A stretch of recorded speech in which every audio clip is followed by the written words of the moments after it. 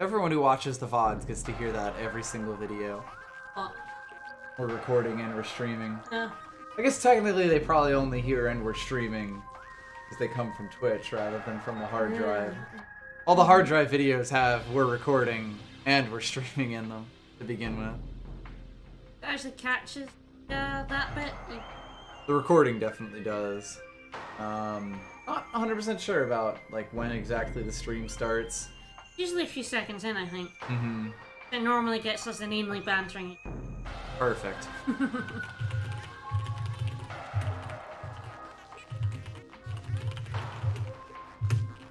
I imagine quite a few of our stream VODs start with "and we're streaming."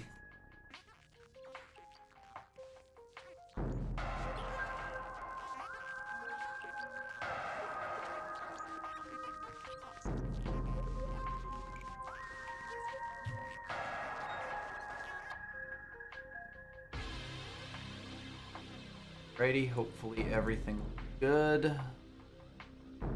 Those lines are intentional. By the way, this is one of the rooms, like the thing it shows there is actually one of the rooms right by the Chozo ghosts. There's a lot of different places. You know, I do suddenly realize there's a very slight problem. Bugger. We may need to reset the emulator for that. Whoops! Forgot to plug a controller in. Whoops. There's one there.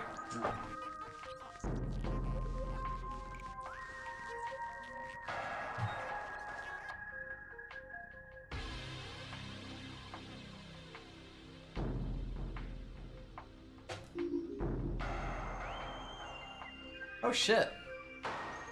Works. Yeah, that actually went through. Nice. Ha, that's convenient.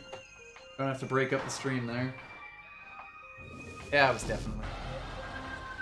There's a ghost on the line. Ghosts. Big fan. Love them ghosts.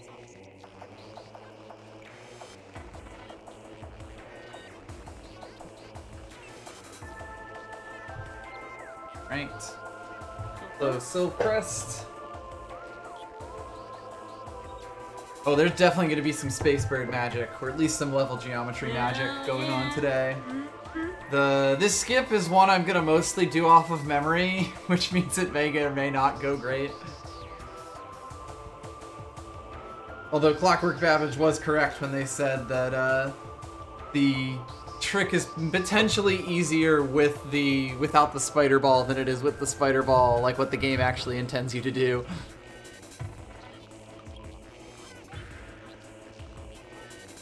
Hello, LaRose, and Jirdan, and Belafon, everybody.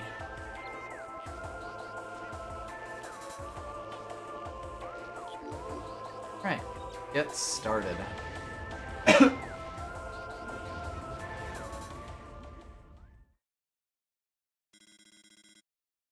Back to Magmoor Caverns. As usual, there may be some stuttering start up, but we shall see. We'll see. Yeah, we gotta get the proper tools to bully a rock boy first, but that's basically the plan. I'm going to very carefully avoid walking into the hologram there, just to not waste everybody's time. Cannibal.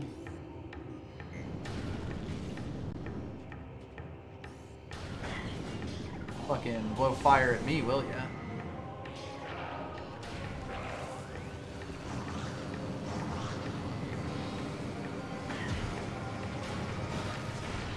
Freeze them.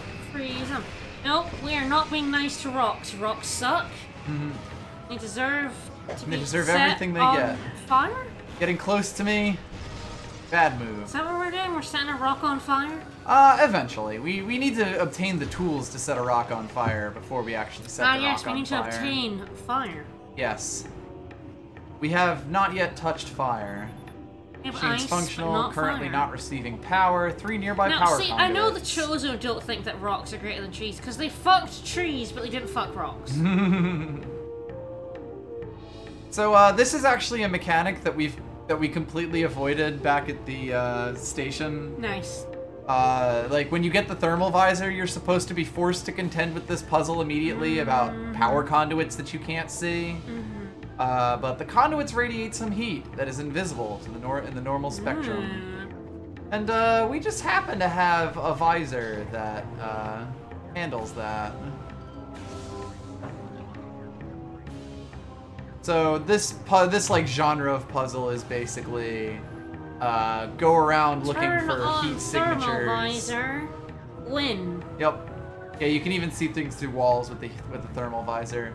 In fact, sometimes it can be a little hard to parse that like there's a hill here with the thermal visor because you can kind of see right through it. Yeah. And everything's varying shades of purple. You get used to differentiating it after a while. Yeah, this room should be blinding with the thermal visor on. You would think, yeah. Yeah, that, like, this entire half of Magmoor Caverns actually is not hot. Yeah, it doesn't give you heat damage if you don't have the Varia suit, right? I believe not. Which is, like, impossible to figure out, because who doesn't have the Varia suit at this point? Ah, okay, so this is, yeah, there's, like, cooling things on these. This is going to become a timing puzzle.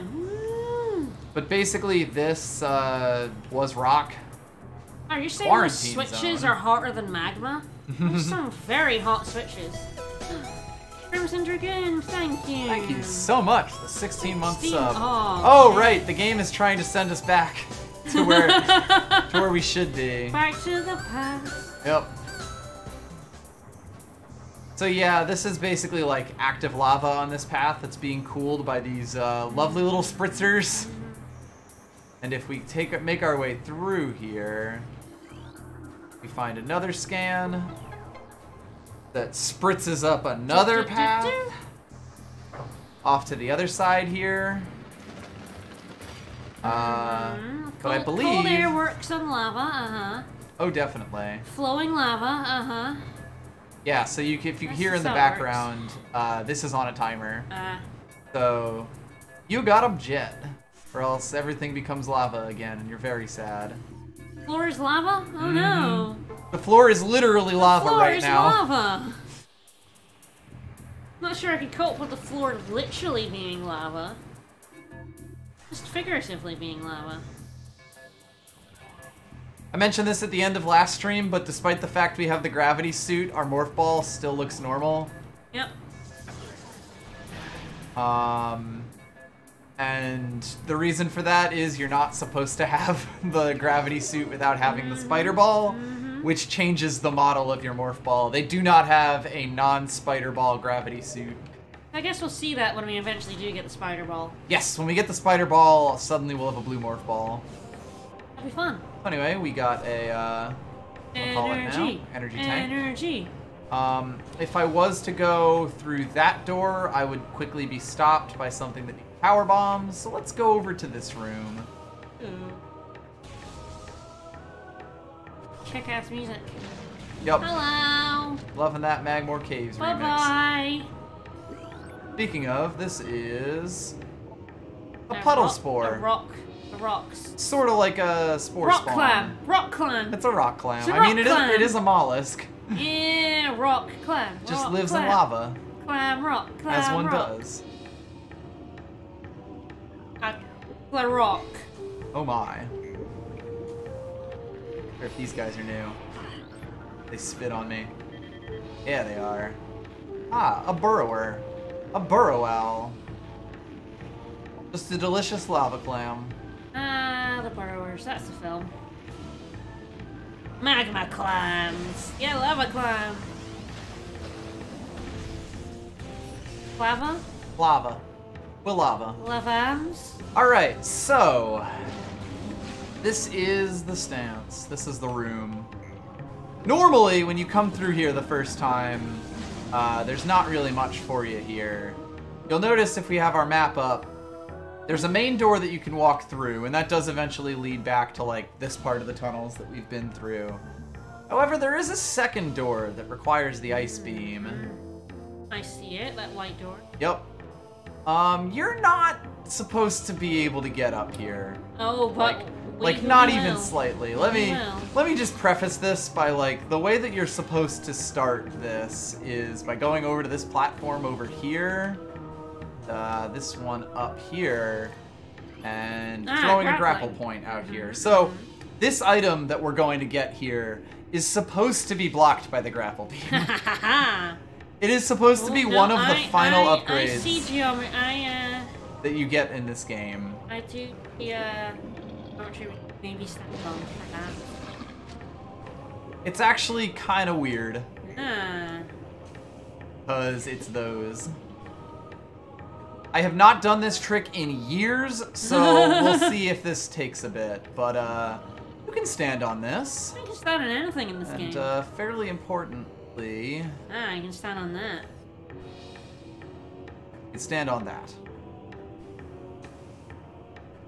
I'm gonna have to remember if there's like a special thing to this jump here, or if it's a jump. Warning. Oh yeah, this skip, relatively speaking, once you kind of get the motion for it, is fairly easy. Like, I would rate the space jump boots part as way harder than this. So we're jumping onto this rock in the corner here, which you can stand on, but has some weird spaces where you kind of just slide off of it. Yeah. We're then landing on that little cooling portion. Attempting to. Doing our best.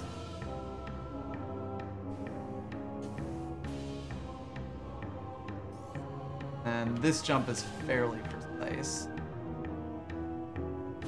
And I have to remember if I have to do something special here, if it's just a regular space jump. I'm not actually sure whether this was patched out or not. Almost. Very close. Like, this is a close jump, but it's not an extremely difficult one, especially once you get used to it. But yeah, that's sort of the biggest thing. All this is just standing on geometry. Yep. There we go. Damn it.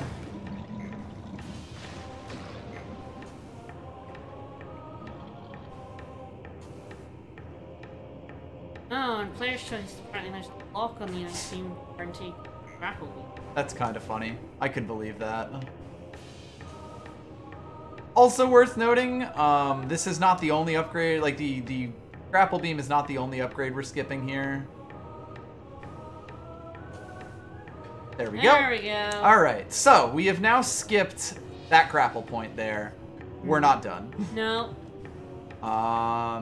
As it is, yes, I have to.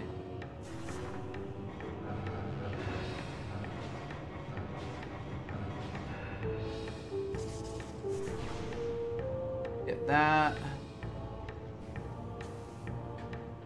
Hit this. I see.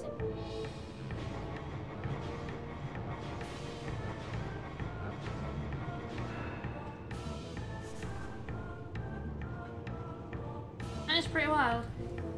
I mean, the big thing, like, a lot of the player's choice stuff did was just, you know, take out a lot of the, or, you know, they knew about a lot of these tricks, and they kind of patched out a lot of things that help do these tricks. Yep. Play the game as intended or not at all. No fun allowed.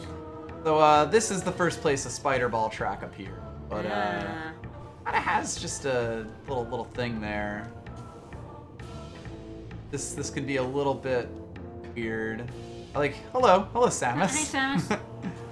Nice to see you, Samus. Hey, nice to see you, Samus. There we go. Nice. Yeah, so like, because there's a little kink in that, you don't need to... I mean, that's fair. Sometimes intended is fun, but sometimes it's also fun to break the game. Yep. Yeah, because there's like that little kink there, you don't need the spider ball at all for that. Like, that isn't even tech, that's just that's just space jumping. Anyway, we get up to this point, and the game reveals this to us. You were supposed to pull some real bullshit here. Because this spider trawl track goes literally the entire way around. Now, I am going to have to remember how to navigate this. Our eventual goal is to get onto that platform, I believe. And then jump up over to the ice beam. I just have to remember if this is like a jump out over to here, or if it's a jump out this direction where you go around the entire thing. I think it's this, and then you just manage to jump up over to there. This has been quite a while since I've done this part. Do you want me to look it up? Probably a good idea. Alright. Any idea what this trick's called? Like plasma beam without spider ball. But yeah, the nice thing about Prime, the ridiculous thing about Prime is that it holds together really, really well. Like even with the hint system doing some silly stuff to us, the game itself is not, like it's not like we're breaking the flags in any way. Mostly because there's very few state-based transitions in this game. Like most of the time, the rooms that you're on are just like that.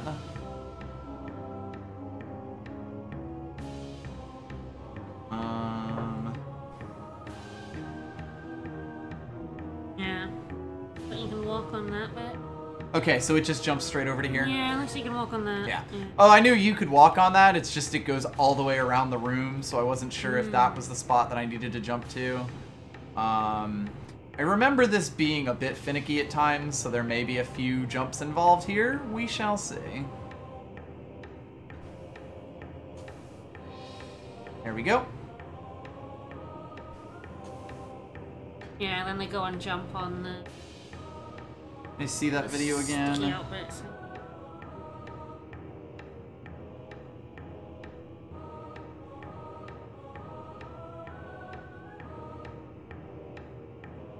Right, okay, so this, like... Oh, shit, no! Oh, no. Yeah, this sort of takes advantage of, like, sliding up against a wall. That's alright. This is, like, the only actually difficult part of the jump.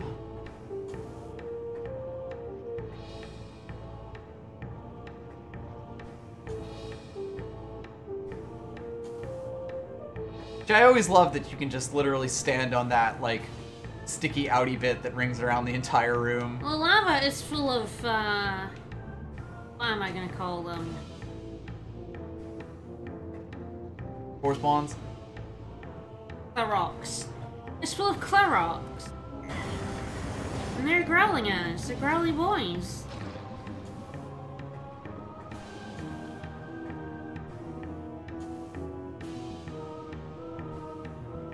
You can tell I've done this a few times because I'm not even like the muscle memory is coming back to the point where I'm not like actually lining up jumps. I'm sort of just I've done like I've screwed this up enough times to just be like, yeah, I know how to do this.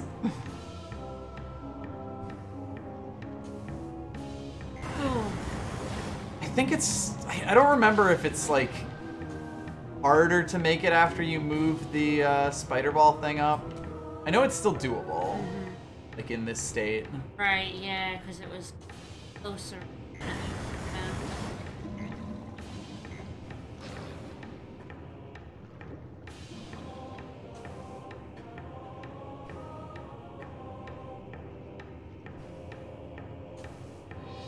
Ah, felt like it made it. And then it didn't. It did not.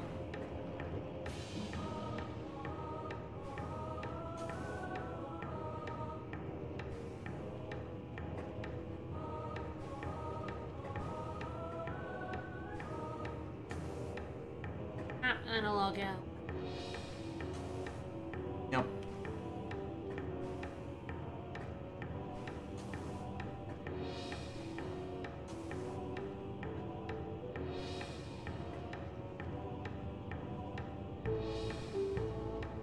There we go.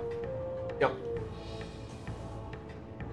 You always forget like which parts totally fuck you over and which ones are actually helpful as far as momentum goes. I don't know why this spider ball track is so shiny. They aren't all like that.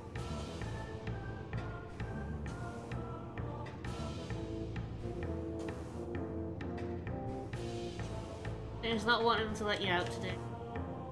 That'll happen. I don't remember the exact specifics of this one.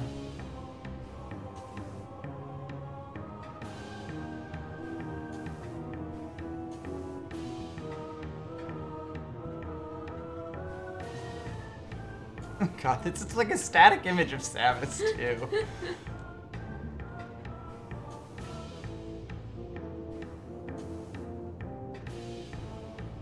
I think it's because you're supposed to be, like, pressed up the wall here. Or possibly not touching a wall at all. There we go. There we go. Run straight off after that. Yep. Anywoo. Alright, take two. Of potentially many. That jump is actually pretty safe.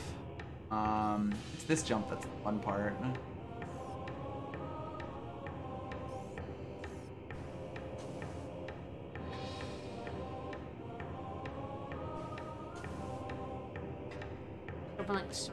Yeah, you're meant to be jumping on the circle bit here. I'm just trying to use the hill here. No. Not dead.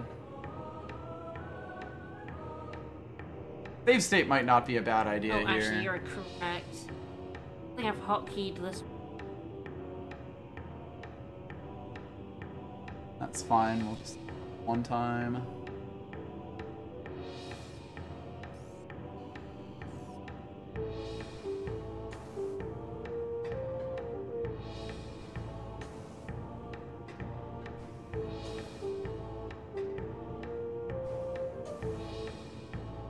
Sort of want to go like out and then back in, so you're not like touching anything.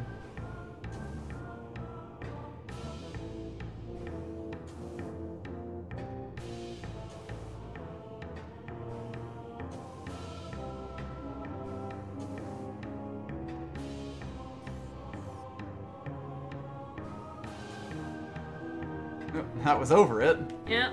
Which, I mean, is better than not making it.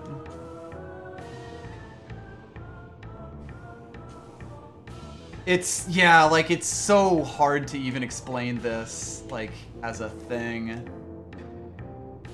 Goodbye! Thank you for suggesting a save state. Yep.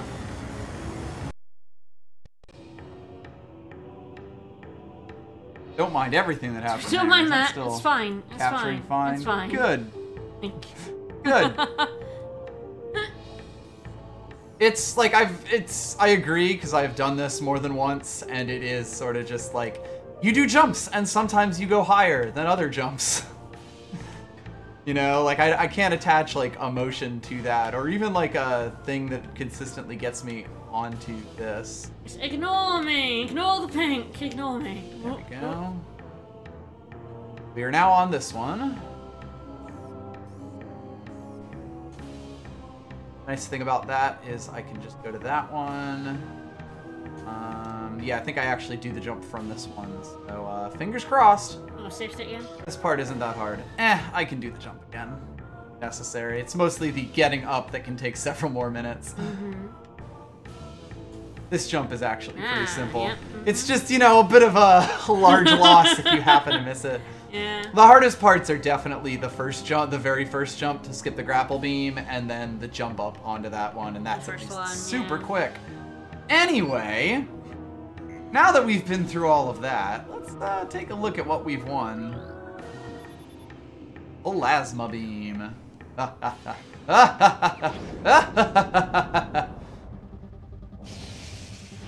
It's good. No. No, the laugh was not no.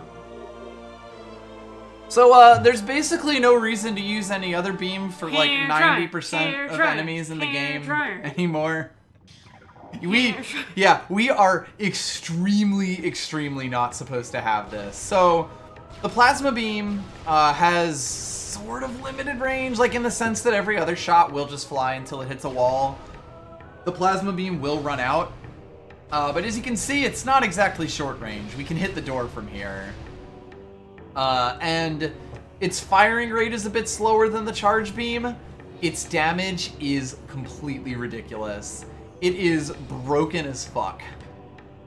And that's lovely.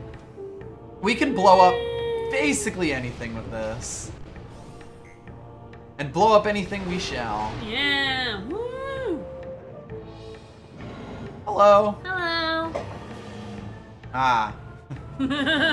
So there's a big stalagmite above him. Yeah. However, the missile descended down is on the other side. Which I think that if I just shoot it... Oh, actually, no, that's just a shoot from anywhere. Bye, dude. Bye. Poor guy. The charge shot version of this is basically just a giant explosive shot. It's completely ridiculous. I'm going out here because I think there might be a thing that I can get, but honestly, I don't think I really have much reason to, since it's just gonna end in a spider ball track. So fuck it, let's go kill Thardus. Yeah, woo! Rockman, Rockman. So anyway, the place that the hint system is pointing me towards is the Thardus' cavern. You're supposed to go there after you get the thermal visor and make your way through the blackened pirate base. Yep. So you go through there with no power and the total darkness, and it's terrifying. It's actually like a really good section of the game that we've completely skipped. It's completely terrifying the first time that you play through the game to go through it. But you come out, you get to your save points, and you fight the fucking Thardus. Ah, victims! Yeah, woo! So, yeah. Bye! It does burning damage, which means that even, you know, like after we shoot them once, they will take continuous fire damage over time. That can kill them. And it does ridiculous damage on its own. So, like, I can basically kill these guys with zero effort. It is a lava gun. It's literally a lava gun, yes.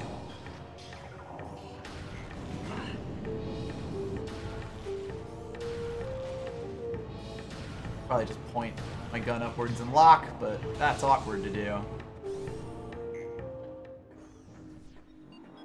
Yeah, Ice Buster is worthwhile for one fight. Flamethrower is a worse version of the Wave Buster. Super Missile is great.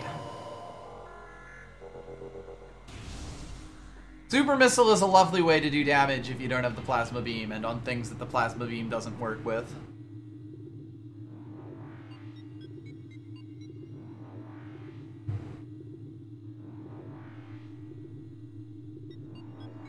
So if we take this elevator up this way, we end up back in Phendrana Drifts. The original way that we went is kind of inaccessible to us now. Can't get that without the spider ball. But, we make our way over here through this one room. You may notice that the room next to us here is in fact the room the game wants to send us to. Go down. Yep. So we kind of just walk through the back door here. See a completely unsuspicious pile of rocks. Oh god, no, I've played Breath of the Wild. I know that there is no such thing as an unsuspicious pile of rocks. So, fun fact about this. This is just the Thardus' regular scan data. You're not supposed to be able to get this before the fight starts. Oh. But the trigger for the fight is over at the main entrance. Oh, we come in the back way? We came in through the back door here. So, the Thardus is a rock monster made of Phazon rocks. I've played Breath of the Wild. I stumbled on a rock and it turned out to be a rock monster. I don't trust rocks anymore. Don't trust them. So basically, Thardus is an ice monster. You'll need to use the thermal visor to be able to target it. But yeah, there we go. Here's me jumping downwards. He's not really a rock monster. He's an ice monster. I think if you manage to get close enough to Thardus without starting the cutscene, it actually has damage boxes on it, so you can hurt yourself on the pile of rocks too. Rock! Rock? What a suspicious rock. Oh god! An even more suspicious rock. All these rocks are suspicious. Damn, I should have known. Don't go near any rocks. So, because you're technically supposed to have just gotten the thermal visor, this boss's whole deal is that his weak points are at first only visible through the thermal visor. If I try to, like, you know, lock onto him and do whatever, I don't have any lock points. If I do instead, oops, I have been frozen. If I instead swap over to this, oh god, he rolled into a ball. The ball is probably the most annoying part of the Thardus. You lose your lock on him regardless. That said, let's start this off with how this fight would normally look. So he's like making a whole bunch of rocks appear that I'll have to dodge. Chip away his health. Yep, you shoot this rock. Ah, there we go. So thermal visor's overloaded, return to combat visor. That means you have let off his, you've basically made that weak point visible in the combat visor. And you blow that up. You'll notice that took out maybe like an eighth-ish of its health. Yeah. Also, yeah, that's how you're quote-unquote supposed to dodge him. It's really awkward to do in practice. Like, when he does this roll-up, he actually is really, really difficult to dodge. Ow. Well, so we've tried him the normal way. So we've done that the normal way. We've seen kind of what the damage looks like. Bye-bye. It's, Oh, hell yeah, definitely share it and just find it out. That sounds awesome. One thing to note that can be a little hard to tell, because of course the thermal visor gets in the way of or like makes things invisible, is that sometimes rocks will get in the way. But yeah, that's how fast you can blow him up with the plasma beam. But he's gonna roll into a ball again.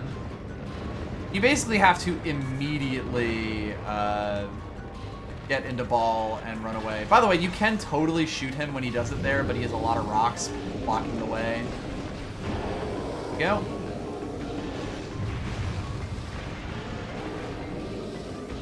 We're actually no longer locked on to him there. We're actually locked on to like the point where his rock thing used to be.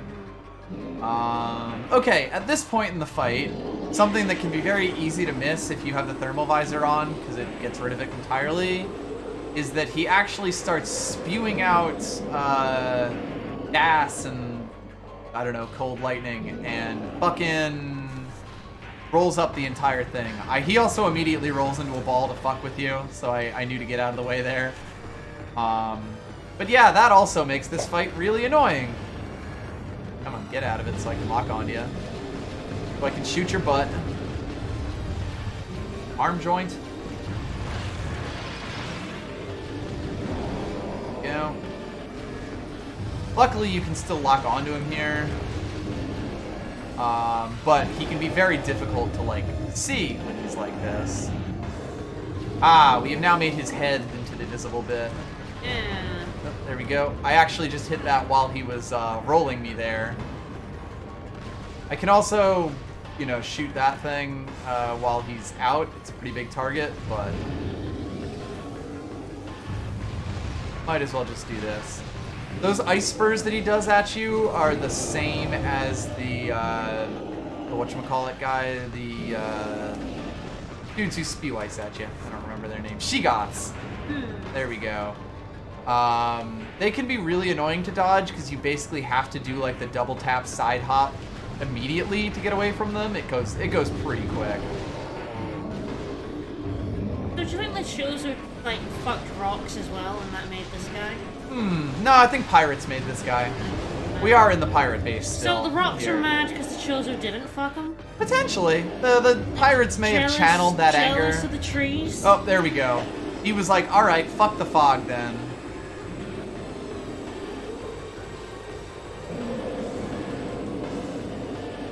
I made the fog, I can take the fog away, damn it. Yeah, the space pirates fucked rocks, yes, you're right. Chozo love the trees, the space pirates love rocks. It's really difficult to know if you're even hitting the right thing when he's rolling in a ball when you have the thermal visor on. Anyway, this is the final hit because it's his, like, chest piece. I'm also locking on to the wrong stuff. Oh yeah, the rocks that he throws at you will temporarily overload the visor. There we go. How could it be overloaded? I'm frozen. But anyway, let's end this shit. I said... Yeah, this last part of the fight can also be fairly difficult. Die, Thardus, die! But, with all of that... Yeah, Phazon got on the rocks and it changed the rock's DNA to make them evil and sentient.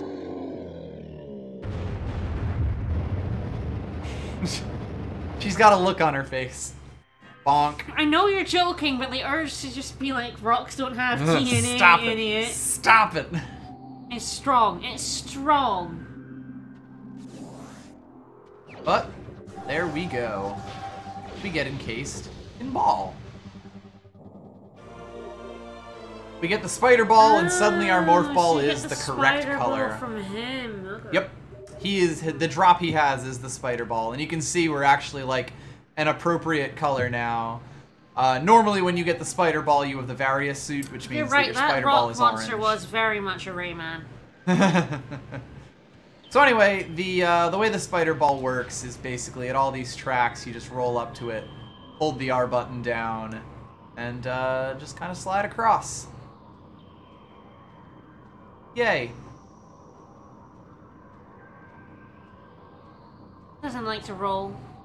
Yeah, the spider ball is a bit different from its Metroid 2 incarnation, where it could literally just grab onto any wall ever.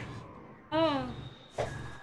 That sounds like it'd be like completely busted in this game. Yeah, if it was the case in this game, then, you know, nothing would be safe. Yep. There is also a missile upgrade over there that needs the grappling hook, so we may come back here later. Let's not question the hows or why. Ooh, let's see where it wants to send me now. Ah, emergency frequencies. This is actually, I believe, correct to where it's supposed to be going. Don't mind us. Alright, here's fine, here's fine. Ah, at the Frigate crash site. Oh, we've been there. We moved there briefly, and that's actually where we're going to be going back to. I'm going to be doing something out of order when we get through there, but the easiest way for me to get over there is to just go back and do the thing the game actually intends me to do. Sounds like... Technically, we'd actually be going back behind there and getting the... Actually, it might be the spider ball is the next upgrade you're quote-unquote supposed to get here. Or, sorry, the ice beam is the one you're supposed to get here. Right, yep. After you get the spider ball, and then once you get the ice beam, you're supposed to come back here and go back and get the gravity suit. So we cut out all that shit, which is lovely. Yeah, then the ice beam would be the thing the hint system tells us about next if we had gone that. So we just cut out another large bit of backtracking. There is... Oh, No, you actually have to go forward here, technically, and it would be a pain in the ass. So yeah, this... No. I was thinking to myself, there is one pit stop that I want to make in Phendrana, but it's... Because it's kind of awkward to get out of the Thardus room from the quote-unquote front entrance. I'm going to go back to the regular way. And then we're going to get some shit, and then some shit's going to happen. There is one pit stop that I'm glad I remembered to make here, because it's going to let us do something stupid. Alright. You're going to think it's pretty funny. I'm also just going to, for a quick reference, hit this real quick. I believe this should tell us... Ah, no, it doesn't tell us what's on the other side of this. But, there's wreckage in the way. Yeah, if we do this, it will tell us it is Bendesium, which is something you would get quite annoyed at playing this game regularly, because it can only be broken by power bombs. And you will find a lot of Bendesium statues before you find power bombs. Or like, you know, just various things made of Bendesium before you find anything to break with them. Bendesium, the material of the future. Yep. Doesn't break to anything except for power bombs. Better than unobtainium. Stupid garbage name for fucking element. Yeah. Unobtainium is the what if I want my metaphor to be a little too on the nose of sci-fi metal names. I mean, there's some dumb fucking element names out there. I know the periodic table way too well. But Unobtainium. Unobtainium is just... Don't. Just call it a MacGuffin at that point. Yeah, MacGuffinium. Right? You're being as obvious. I was thinking more like ununium, but yeah.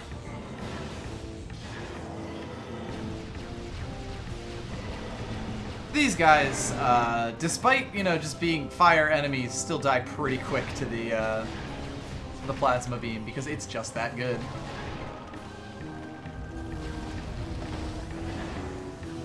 Ah, this is an actual hot room. So yeah, this is what your thermal visor can look like in Magmoor Caverns.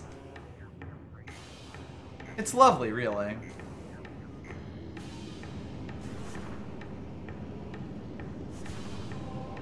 Yeah, unobtainium is like a word for, like, a perfect material. It's been a word for ages. It's science-y talk and for it's garbage. A perfect material. It's my god, I know scientists. They're dumb as shit. There's a unit called the barn. They're extremely uncreative. There's a unit called the barn, and it's called that because it's so fucking small you couldn't hit the broadside of a barn with it. So this is literally that's why they called it a barn. We finally made it to this spider ball room that we saw way earlier. Alley Yoop. And now we are back in the original part of Magmoor Caverns. Normally I'd be going through this elevator and up to the Talon Overworld, but like I said, I have a quick pit stop in Phendrana to make. Alright, I fucked that up, but I'm gonna pretend like I did it on purpose. Don't worry about it.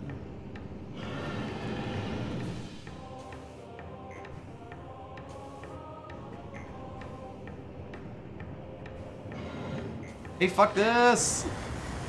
Thing is, like, God, scientists are bad at me.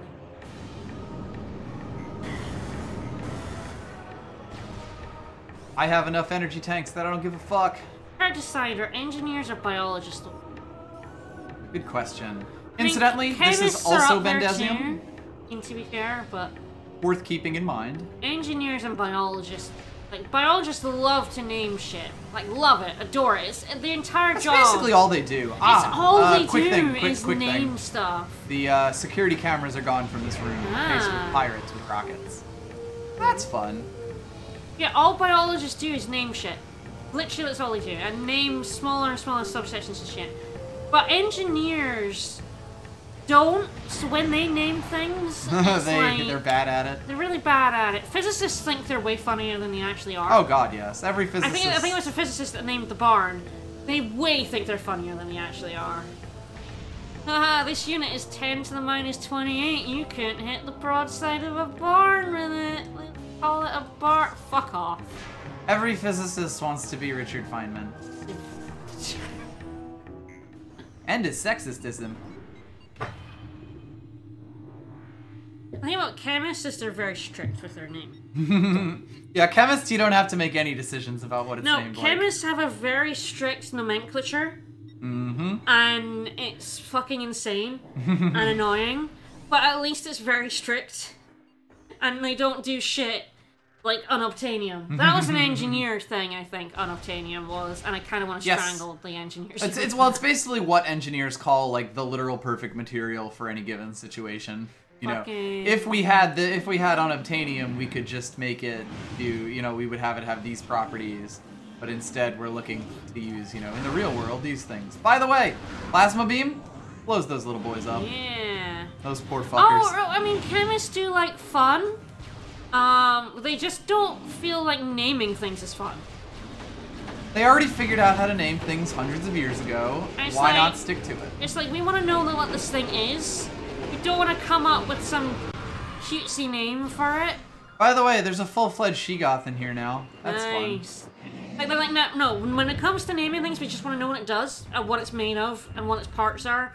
We're not going to get cutesy with it. They're quite happy to have fun in other ways. Fucking chemists. So, remember that there was a thing down here that we didn't really recognize? I mean, shit, yes, I remember this. This thing. What is this thing? What is this thing? Oh! Oh! It's a power bomb expansion. I'm taking you're not supposed to get the power bomb here. So do you remember how I said that a missile expansion is fundamentally the same as a so if you as the missiles? So you picked up an expansion, it's the same thing as picking up the missile. The only difference between that and power bombs is that when you get the main power bomb expansion, you get like 3, I think.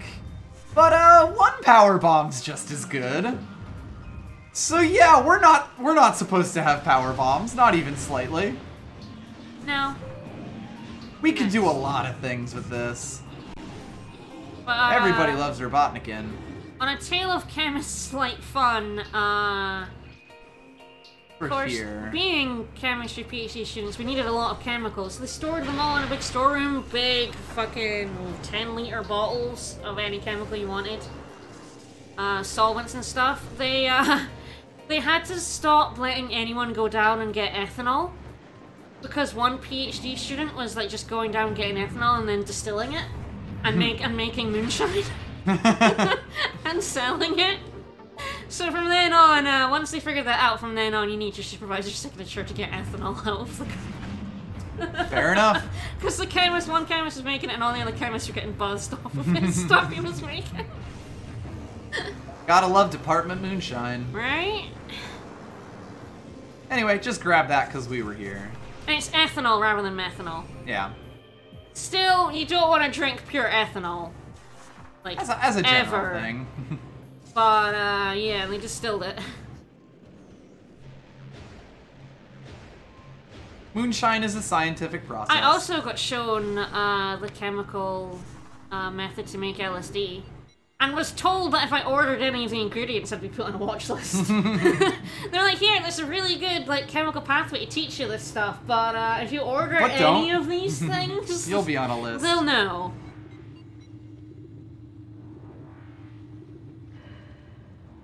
Now there is one thing I'm not 100% sure of. If I can manage to get around the, So like, the pirate frigate, like the second trip to the crashed one is kind of annoying. But I think I do have to go through it. Hello there. Oh, you're on fire, huh? However, there is a warp to where I want to go. I think it's actually slightly different. By the way, if you see one of those things up there, like it looks like a life power-up, but it's kind of like smoky, that's a power bomb. So now I have to, because power bombs are a limited resource, so... Be careful of them. Yep.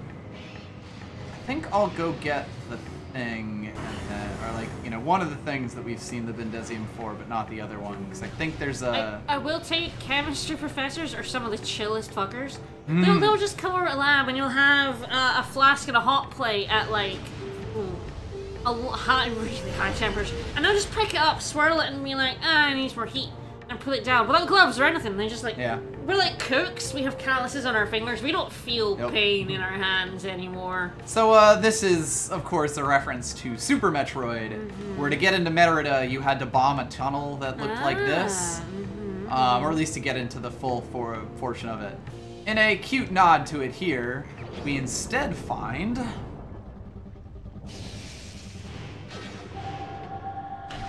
Yeah, right, it's the mines backwards is what actually happens there. We instead find the ice spreader. So this is like the charge beam version of the, you know, like you know how the super missiles are charge up a regular shot and fire off a missile?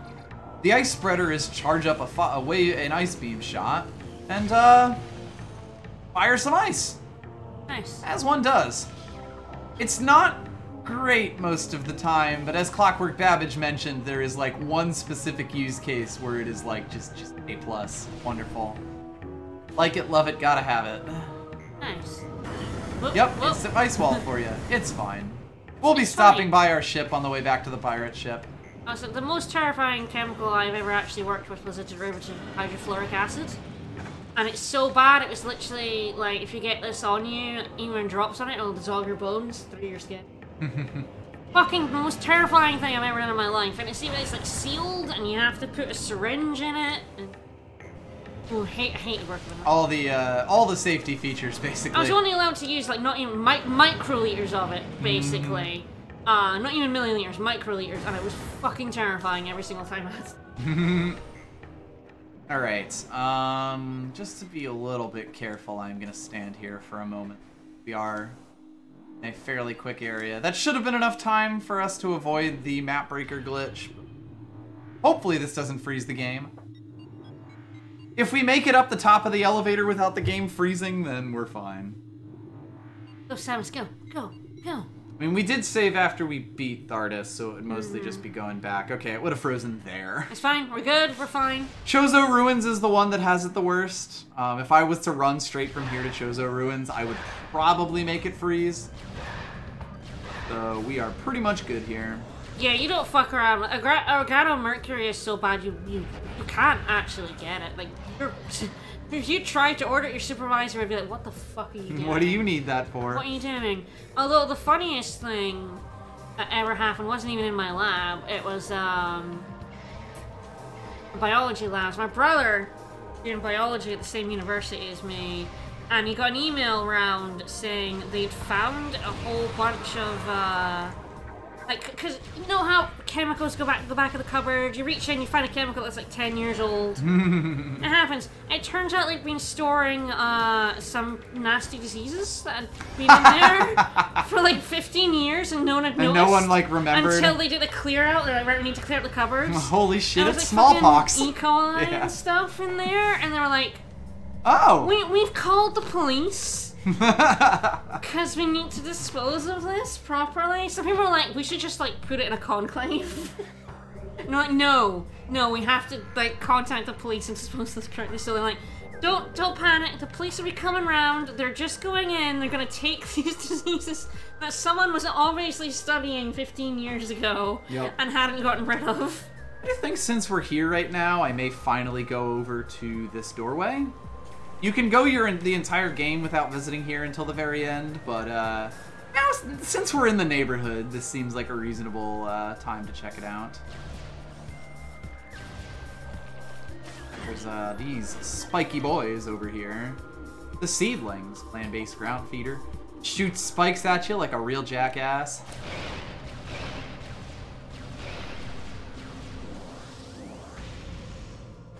So if we walk in through here... we end up at the impact crater. So yeah, you know how the Chozo were talking about the site that they capped off with the temple and like all that kind of stuff? Yeah. That was actually right next to where we landed. Oh. And convenient. As these tunnels attest, the Chozo aren't the only ones who used this. Because that's a new pirate data entry that we get when we're here. Field team reports are in on an age structure of alien design built on the surface of Talon 4. Studies show this structure projects a containment field. Field bars access to a prime source of energy within a deep crater.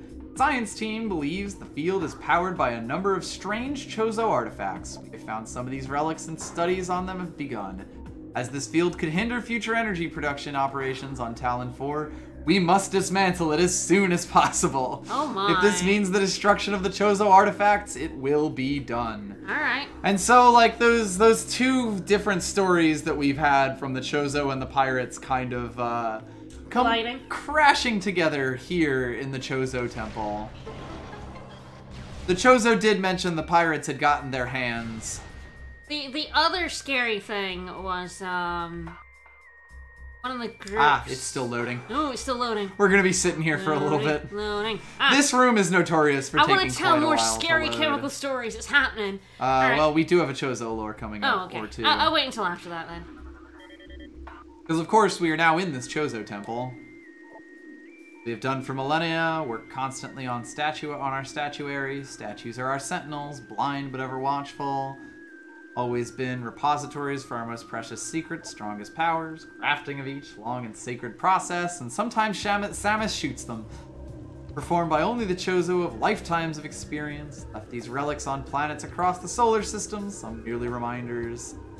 Others wield subtle strength, exerting influence in ways beyond the understanding of mortal creatures! Still others, guardians of our secret way. Be as terrible as they are beautiful. Those who respect and honor these relics will know the friendship of the Chozo. Those who deface and destroy them will know our wrath, unfettered and raw. Yeah, Samus has probably destroyed a few of those by this point. Yeah, just a little In her bit. defense, they attacked her. Eh. Let's see what this one has to say. Lower. Congregation of Artifacts hold the great poison. Oh, you don't tell me what to do. I'll graffiti a Chozo statue if I want. Those swans have it Fearful coming. of the potential within the temple, invaders known as space pirates tried to destroy it, only to fuck up every time. Dynamite, not fucking happening. So we scattered them because Scattered them across the planet for their protection. Only a few have fallen into their hands, failing to understand them. Those idiots now seek to blow them up. They'll fail at that too, though. This whole thing is basically just taunting the pirates for how stupid they are. Because they can't read this, I believe. They stupid. They dumb. Prophecy they dumb calls motherfuckers. for their union. Come the day that the unholy worm is met by the worm. Met by the great defender. Only hope the artifacts are not destroyed by the invader. For then all will be lost. So we do what we can to preserve the artifacts, guide the newborn to them. Time wanes within our souls, yet hope remains. So this is going to basically give us what will become the end game the end game fetch quest. Are we gonna blow up these statues? Not us. Oh. But this is basically to get to the final dungeon. We're going to have to find all of these artifacts that we have, and each of these pillars has a clue to a different artifact on it. This is the Artifact of Truth, first of the 12. Collect it, then scan the totems for clues of the locations of the remaining ones. Together, artifacts will open a path to the center of the impact crater. So as we've seen, this is the second one we've gotten because I knew there was one just kind of chilling in there. So, yeah, the rest of these, which are now turning on for us. This seems like a bad idea. I mean, they do want us to do this. Oh. So we can destroy the Great Worm? Yeah, basically. Okay. We're the defender in this case. It still seems like a bad idea. I mean, yeah, we are, like, letting the cap off of it, but it was probably going to break out on its own eventually anyway. Why can people not make good seals? It's an impossible problem. How come you can't hold hydrogen forever? Because it'll just leak out eventually. Anyway... so this is the way that the clues work. The green terms on here are the names of rooms in the game, which means if you go to this room, there is an artifact in it. Alright. So, high atop our ruined home became the nest of a great beast, source of corruption. Many Chozo spirits have been drawn to this tainted place, released their bond to the world, and claimed the artifact of the wild. The great beast was the Flagra, their home, Chozo Ruins. You have to go back to that boss chamber to get it. And if you already have it, that's what it says. So you can't get clues for things that you've already done. Swans! Fucking swans. These motherfucking swans. Seed of Magmoor, test for many warriors. Shrine in their honor holds the artifact of strength. Not the artifact of fucking lava? Nope. One of Talon's far corners, a grove of life lies. Reveal the pillar beneath the waves to find the artifact of Chozo. Oh, the artifact of ourselves. Fucking, alright. Artifact of truth is already We have in here. truth and strength, and then we have swans. Truth, strength, and swans. Truth, strength, swans. Invaders have claimed Phendrana as their own. Tower sits atop their fortress. Fuck it up to reveal another artifact. So it's worth noting these totems apparently also know about the ones that the pirates stole and, like, are telling us where they're keeping them. Ooh. Don't know what the slowdown is there. Oh, that's weird. Tower within the ruins where light always shines. Move through the waters there to find the artifact of the life giver. Could just be like these rain effects. Chozo Ruin. Phendrana's Edge. Seek the unseen entrance at its top to find the artifact of spirit.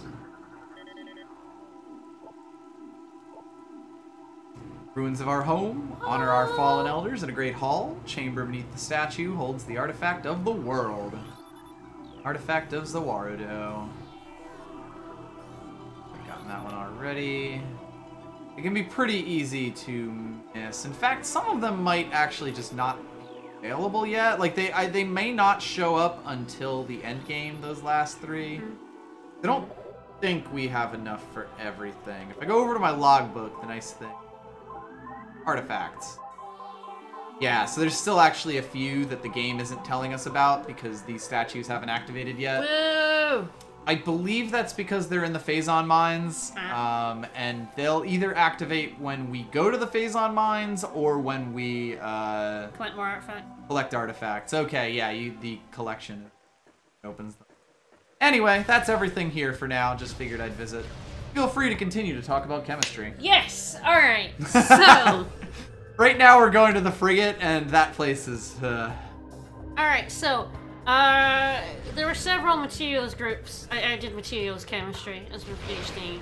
And one of the groups moved to Reading. So they cleared out their lab, and it was going to get renovated. So they ripped everything out. Not just removing all the chemicals, they basically ripped all the tables out and stuff. And their lab was actually slightly sloped. There was a very slight gradient. Oh god, that seems terrible in a chemistry floor. lab. And when they ripped out one of the tables at the far end, they found a puddle of mercury. And broken thermometers. Oh dear. And so, of course, the university's been phasing out mercury thermometers through the last few years, and this was a few years ago now even. Because it's, you know, mercury. It's mercury. But before that happened, clearly over time, a few thermometers had rolled under there, broken, and there was where else were they gonna go? There's just this fucking puddle of mercury. just chilling. And that's the lab I moved into, by the way, because yeah, my lab was really small, so we moved into that lab once they got rid of the mercury. Once the mercury was gone, it was a lovely place. Once it was renovated, we actually lost our labs with biologists. Actually, they're not fucking biologists. I call them biologists. They weren't actually biologists. They were IB3. They were biophysicists, biochemists, and bioengineers, and they were fuckers. Never mind. Biofuckers. Let's not get into that. They're all fuckers. When we moved in, we had to get out of our lab, so we moved into this one, and so we did a big chemical out. Sure. And I found this big, probably was a 2-liter flask full of this green, green liquid. Green liquid is never a good sign. It was a really weird green, like. I'm pretty sure you'll probably know when I say it was like aerial washing up liquid, it was that sort of like dark foresty green in liquid form. Okay. Like viscous? It wasn't even viscous, it was very thin and water, but it was just that color. Weird green. It was this weird green color, and I'm like, fuck is this? And I'm like, how do I dispose of this? I have no idea, because of course when you dispose of chemicals, we have a bin for one for flammables, one for definitely not anything that's got chlorine and that sort of stuff in it. Like, you definitely don't want to set that on fire. Sure. Anything you don't want to set on fire went into a different bit, and anything that was fine to throw down the sink went down the sink. So I'm like, I have this mystery green liquid. What the fuck is this? So, by the way, you may recognize many of our surroundings. We are re-breaking into the frigate from the start of the game, except now it's crashed into a planet's surface and is, kind of fucked up. A little bit. Security cameras though.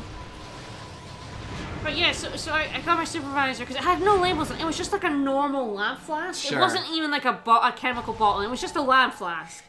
Painted in the back. God knows how long it had been in the back of that cupboard. Ah, yes. And this is also, there we go. There are a lot of power puzzles in this one.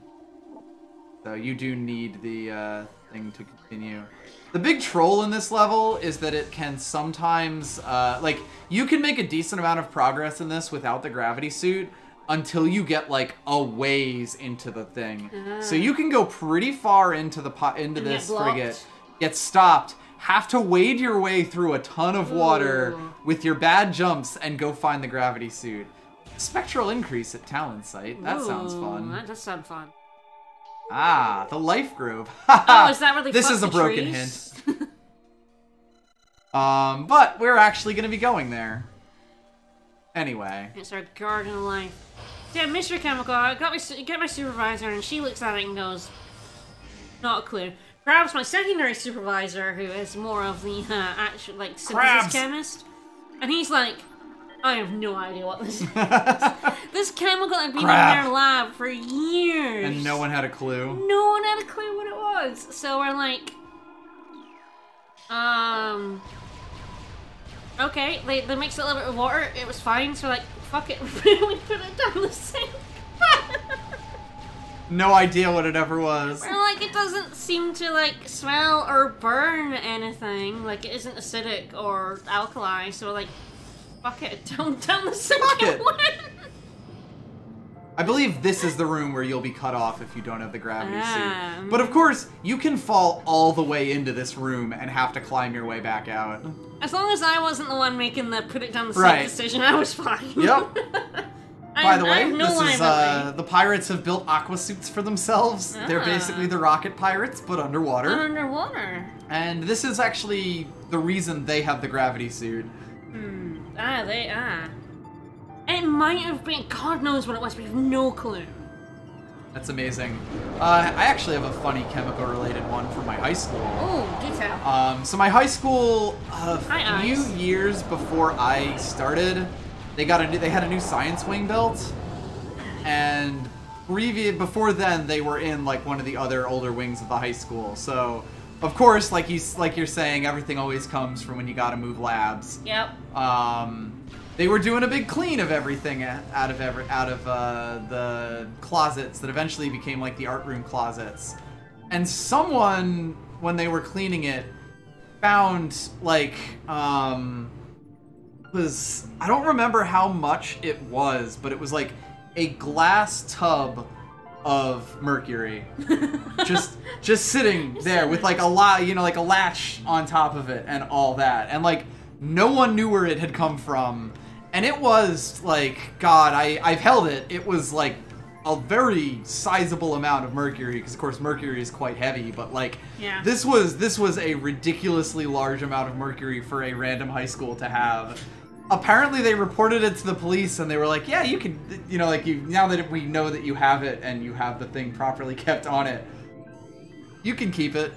So they put like blocks of, I think, like little steel cubes in it to show that like steel will float on top of mercury, and just showed it off in the chemistry labs. Nice. And that's why my high school has like a tub of mercury. Oh yeah, bleach. Yeah, iodine, chlorine, and piss. No.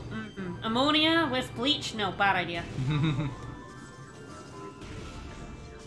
Anyway, you may think that there's some slowdown going on here. There actually isn't. This is just like what the game looks like when you're going through water most of the time.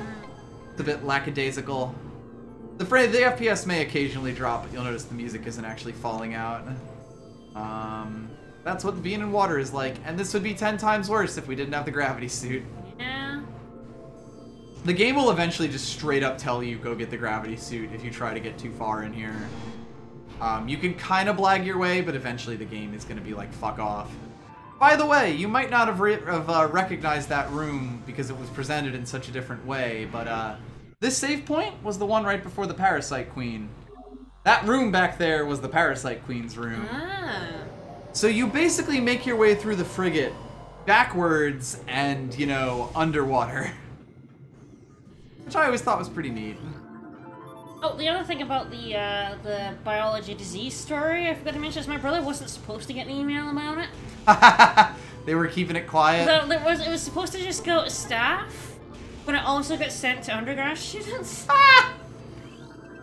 And it was kind of an angry, who the fuck is responsible for keeping these diseases? And it kind of got sent to everyone in the biology department, so he was having a laugh. That's sort of when you realize that all the people that you look up for actually are human and exactly as incompetent as you are. What was the other email-related story that was really funny? And I think it was the one where someone sent me a really angry Oh, look, email. the hint system is also like having a time. Where else does it want me to go? Ah, yes, that makes sense. So this is where the game actually wants me to go. You'll notice that they're in very similar locations, which is convenient for us. Yep. We'll see. Ow. Ow. Who's there? I believe that's one of those Reaper vines. Yeah, there it is. I think we scanned this when we were in Fendrana. Yeah. They're Aqua Reapers. Ah. This room is really, really annoying, by the way. I'm gonna turn on my thing early, because if you miss this one, it is a real pain in the ass to find. And in fact, I might be wrong, but yep! You can go all the way up this room only for you to find a locked door that says, yeah, go find some power conduits, and one of them is all the way back on the bottom. Conveniently, at least these tentacles are very, you know, they show up very clearly. Less conveniently, the platforms you actually want to stand on here. I happen to know where they are and like what they look like. They can be really difficult to find without the, oops. Right, fuck off. I didn't want to be on your platform anyway. Next time you show your face, I'm gonna hit you with some plasma. You've been warned. Go. This room can be a real ass to navigate. Charged plasma shots kills them. Yes.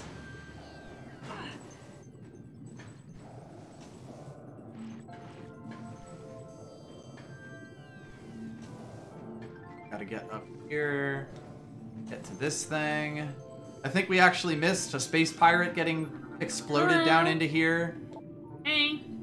Huh, I never actually scanned space pirate, regular old space pirates, apparently. Go figure. Whoops. Brutal and ruthless. He's, pretty dead, though. Ah, water transitions. Yep.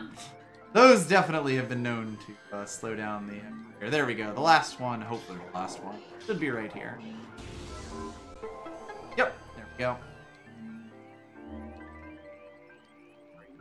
But yeah, this room is annoying as hell because to know how to make the jumps, you really, like, need to be using the regular visor. But you have to have your thermal visor on so you can find these stupid conduits. Anyway, make our way further through here. I don't know. So yeah, we are basically going backwards through this room. Ow. Same old auto defense turrets. Technically, I think the ice beam is better for them because it should freeze them with one shot. Yep. Yeah. Woo. And as has been mentioned, freezing is as good as dead for these things. Yep. Which is the nice thing about this game. It's not like, you know, the plasma beam is better than everything else for sure. But there are actually cases where you prefer some of the other beams. Yes, of course. Yeah, so basically every puzzle in the Frigate, and it can get very annoying, is go forward, find a locked door, realize that this room that you've been walking through this whole time actually has several of these, and you gotta backtrack through the room to hit these conduits. And it happens over and over and over. Oh hey, this I believe is a one-time scan. If you don't get this guy in this specific room the first time you go through it, he does not show up again. Alright. Basically, they put a drone into a bathtub. I get more chemistry. Bones running dry. It's been a few years now. Anyway, they are, as they say, vulnerable to the wave beam. Most of my stories revolve around, like, the students being tits. That's just a constant in life. That's just a constant at university. Yeah, here's the locked door for this one. Essentially, that's what it was. And we've gotten 2 of the 3. Yeah. Turn on the thermal visor. Have it. I want to say there's like one room where the thermal visor actually tells you. Nope. Just regular. Cordite. I think that's for regular missiles. No, might be super missiles. One way to find out, right? It's just fire volatile explosives in this former space lab. Yep. Yeah, it is. Yeah, got a software update, now waterproof. There we go. One story of, like, kids in the lab that was just bizarre. And it was, I don't know if anyone in chat has ever used a rotary evaporator, but essentially it's just a bath of warm to hot water. You put a flask in a thing that spins it really fast, and that lowers the boiling point of solvents. Ah, the roto-vape. So you actually evaporate the solvent off at a lower temperature than you would just heating it up. Right. So they're really cool, and they're used a lot. There's the teaching lab has like 5 of them, and so the kids have to use it. And they're really neat, but you need a vacuum. Yeah, you rotate really fast under vacuum, lowers the boiling point. But if you don't have the vacuum on, it's at an angle, the flask will fall off. Oh no. The number of kids who didn't put the vacuum on. This feels like a slight design flaw, I gotta incredible, say. but I mean it isn't. I mean, you can hear the vacuum on. It makes a noise. You're literally sucking it out. You're sucking the air out to make a vacuum. It makes a loud noise. You would think you wouldn't be able to miss it. And of course, it pulls it on. You cannot pull the flask off when there's the vacuum on. It fools your whole thing. So it just launches it? All the liquid goes up into the bit that captures the solvent. Right. But kids will just put it on, you can like spin it on to hold it while you're putting the vacuum on. They'll assume it's safe, start it spinning, and it'll fall off. So this one kid, like, it fell off in, so he picked it up. I was like, oh no, what do I do? And we're just like, well, you know, start again. So here we go. That's me vaporizing one of them. Two of us look at him and like, well, you're gonna have to start again. You know, you've got water in your sample. You're gonna have to separate it, and then put it back on. And instead, he just looked us in the eye, poured the flask's content into the water bath, and walked away. And we're like, we're so stunned by this. Ah, look, it's the sack, the aqua sack. And we're just like, no, we didn't. We're like, what? Why would you do that? Why would you pour chemicals in the water bath and now the fucking lab tech has to clean that out? Just, like, what? What? What makes you think? Some people. It's like, oh no, I've ruined... Evantrine, thank you so much for the sack ruined my sample. Instead of, like, trying to do something about it, I'm just gonna pour it into the water. Sack. So me and my friend actually cleaned it out so that the lab tech didn't have to do that, yeah. Yeah, because it's not his job to do that shit. So, incidentally, we are in a underwater morph ball section with these weird aqua jet But things. when I do say kids, I do mean these guys are like 19 at the lowest. They are actually technically adults. But we're just like, you didn't have to do that. You could have rescued it. You had to separate it from water in the first place.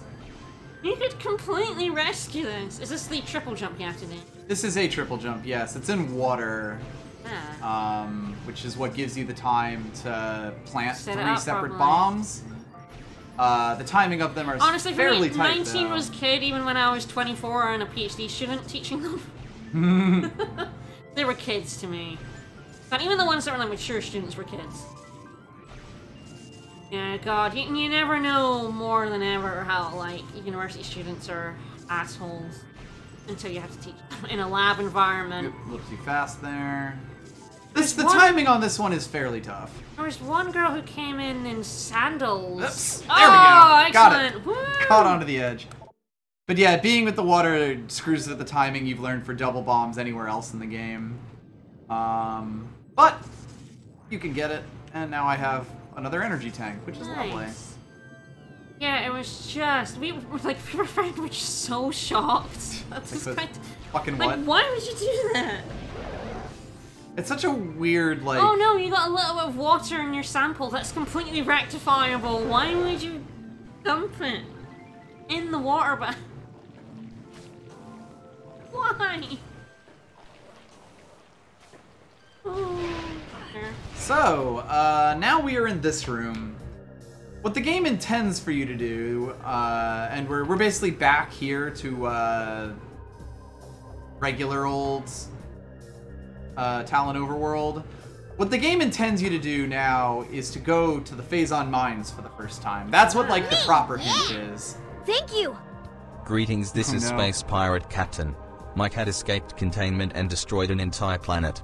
I was busy hiring a lawyer to distract the court while I planned the demolition charges. That's fair. Thank you, Bread Mage. Thank you. However, there is another exit to this room. There's actually quite a few exits that go to like various warps and stuff. But you know how the hint system mentioned this life grove to us? That's because we do have the technology to get through there, despite the fact that you're not supposed to be able to. You're basically meant to go straight to Phazon Mines from here, and then go through Phazon Mines for the first time and do a whole bunch of bullshit. We're gonna skip that. The reason I had to go through this way, by the way, is to unlock this thing here. You can't actually get to it from any of the other warp points because you get these bars in the way, and this like blocks the way to Phazon Mines. Anywho, let's make our way up here. Here's another quote-unquote technically optional spider ball path that we're, you know, just gonna take because we have the spider ball. There is some dumb stuff you can do to skip this. I'm not going to. I'm just gonna use the spider ball. That's fair. I mean, there was also the year that the students managed to break a 3,000-pound diamond within a week. Nice. It was part of an instrument. So normally you come up here and you see this broken rock here, and it's got Bendesium, which of course can't do anything about Bendesium. Oh, wait a second. Yeah, we can, yeah. So we blow this shit up. You want to hear how you managed to break a 3,000-pound diamond? I'll tell you. So basically, pound sterling. From Britain, yeah, 3,000 pounds. It's about $4,000, a bit more than that. So essentially, there's the machine called an IR machine, infrared, and you used to have to do such stupid shit to get an IR spectrum of compound. You used to have to like mix it in with an inert substance, and put a beam through it. So what this machine does instead is you put your sample on a diamond, the beam goes up for the diamond, reflects off your sample, and back through the diamond, and then you can get an IR spectrum. It's a bit more complicated than that, but that's essentially how it works. You put a tiny little bit, a 3,000-pound weight diamond would be the largest thing in Earth. It would. So you put a tiny bit of your solid sample on this diamond, you put, would you look at this? You actually crush the solid onto the diamond to make it Speaking uniform. of spectrums, we're gonna do some science. We're gonna do some science. So you crush your sample on using a turned weight, make it uniform so you actually get a good spectrum. You have to clean your chemical off the diamond after you use it. Because otherwise, if you don't... Basically what people were doing was they weren't cleaning it off of the thing you used to put down on the diamond. Right. And it formed all the chemicals that built up and it formed such a point, it cracked the diamond. Oh my god. So, because they didn't clean it properly. Whoops! So, the entrance to this room is up here, and there is absolutely no way we can jump that. However, if we turn on our new visor, creepy. We actually realize that this room is not quite as small as it originally seems. If you kill those little guys that are crawling out, they always drop power bombs. So you eventually realize that there's an entire room out here. Aha! And for no particular reason, I'm going to switch to the power beam. Although, I think I'm also going to take a quick look at the logbook for the artifacts. Magmoor Shrine, Tower, Unchamber, Tower in the Ruin. Grove! Yes, in one of Talon's 4 corners, there is a Grove of Life. Or a Grove of Life lies. Reveal the pillar beneath the waves to find the Chozo artifact. Oh yeah, this was like not a big diamond, but yeah, they cracked it within a week. And the lab tech was fucking furious. Yeah, I would say so. And we were like, oh god, like everyone like was just like, what the shit. But they all suffered because then they had to do the thing that we did, which was grind up your sample, like press it using a mechanical press into a disc, and you had to like put it in for 2 minutes, by the way. Nice. Get this such a thin disc that if you picked it up incorrectly, it snapped.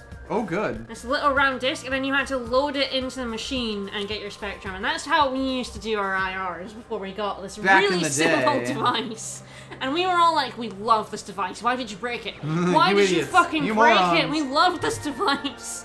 So they all suffered when they had to do it for a few weeks. The old-fashioned way.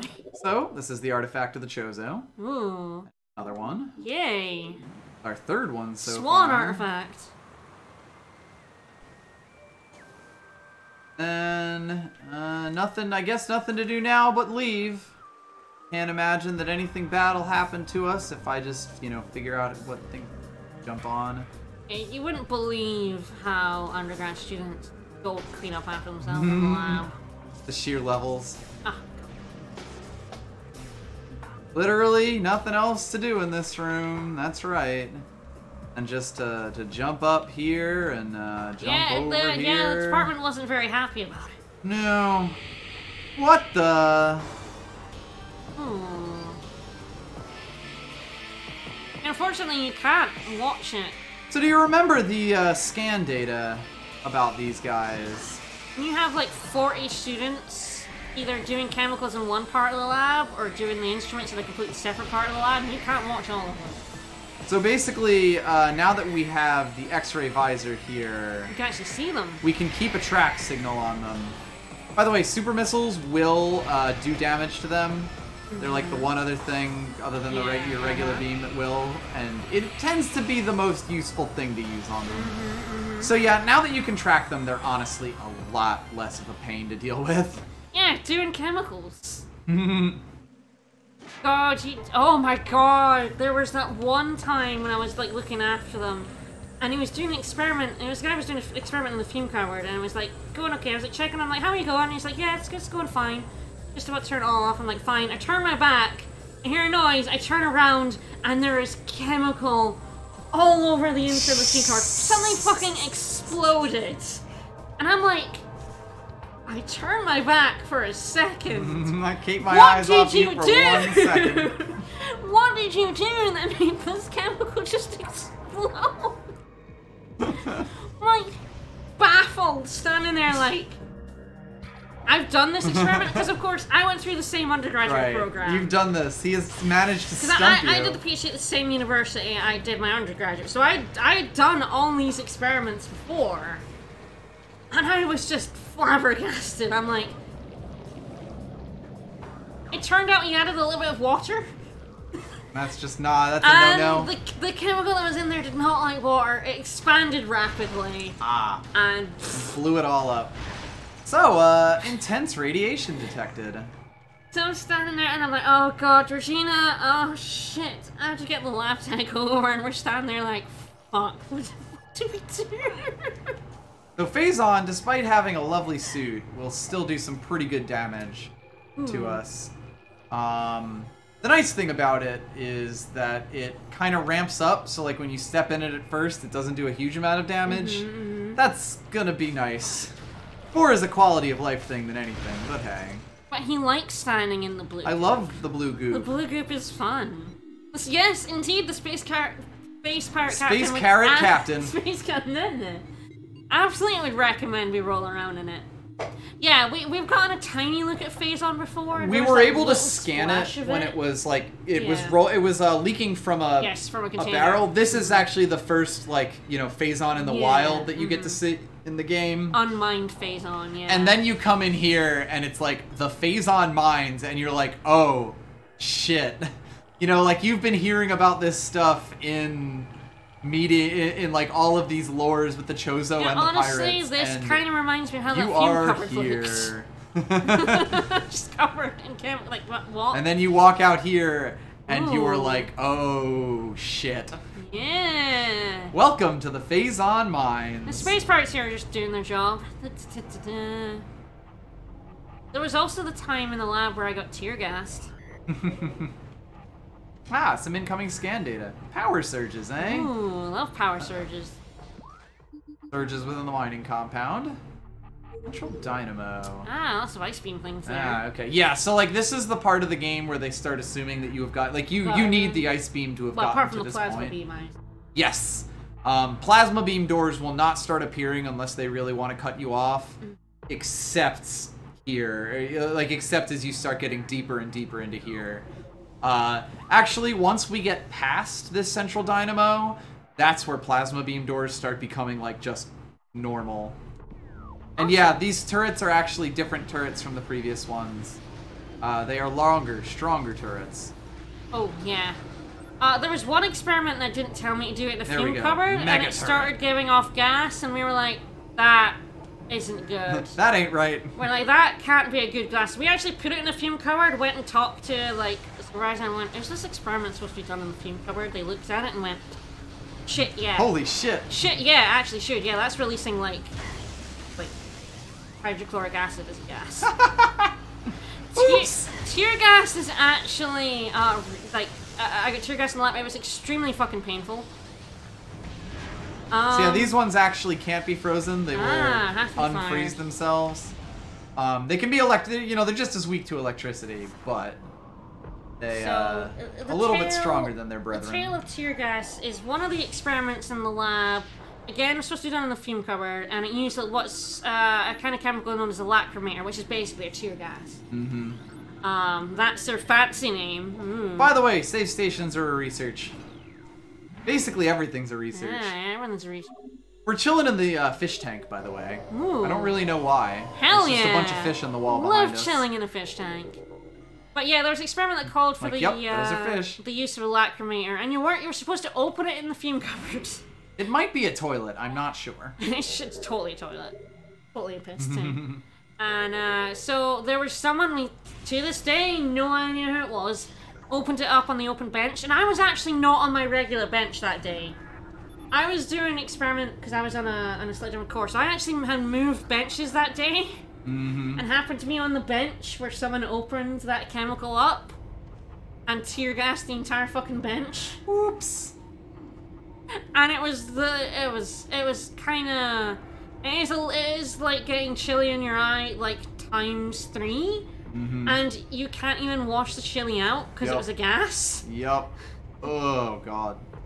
It was fucking awful. That sounds pretty fucking awful. And the normally very chill professor, Dr. Kraft, who was fucking awesome, sent a very angry email around. Asking for the person to own up to doing it. Cowards! No one ever did. It hurt. Yeah, I would bet so.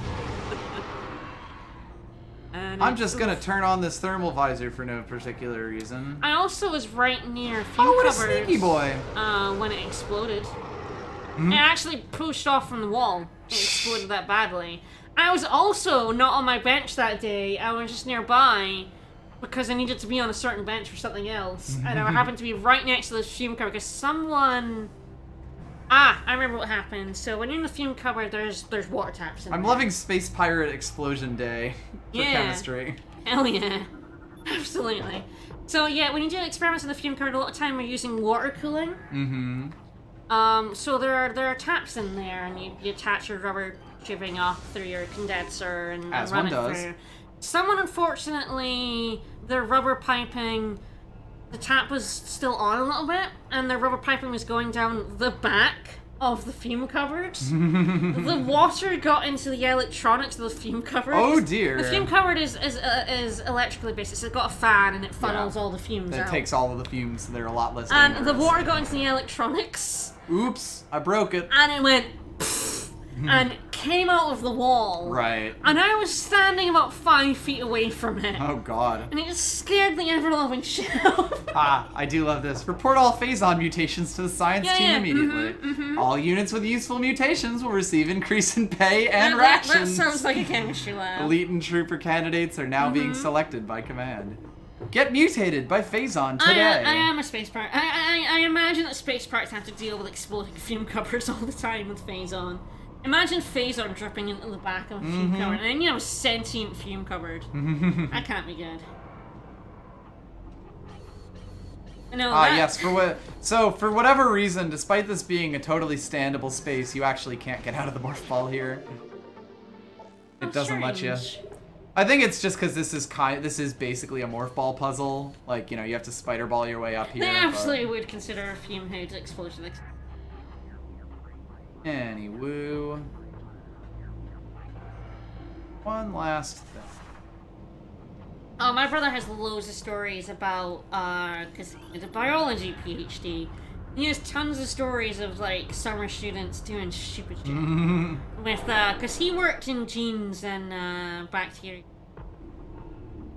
God, I never remember exactly what he was... Basically, like, trying to, like, find this certain gene in this little... amine gene. Microscopic thing, and they used agar and ceramics, and you have to properly fucking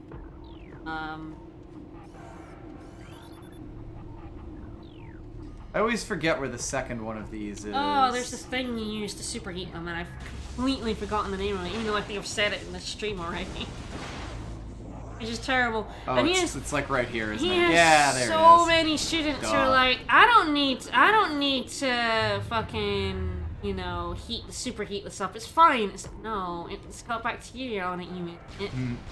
What do you think's gonna grow on there? How about the things that are already Autoclave, on there? thank you. Autoclave is exactly the word I was looking for. Yes.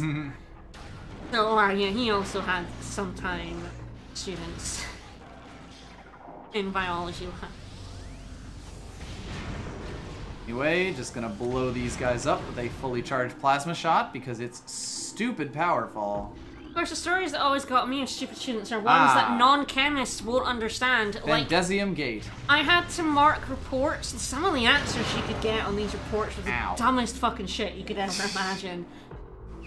So yeah, there's a ton of random, like, power bombable walls in here.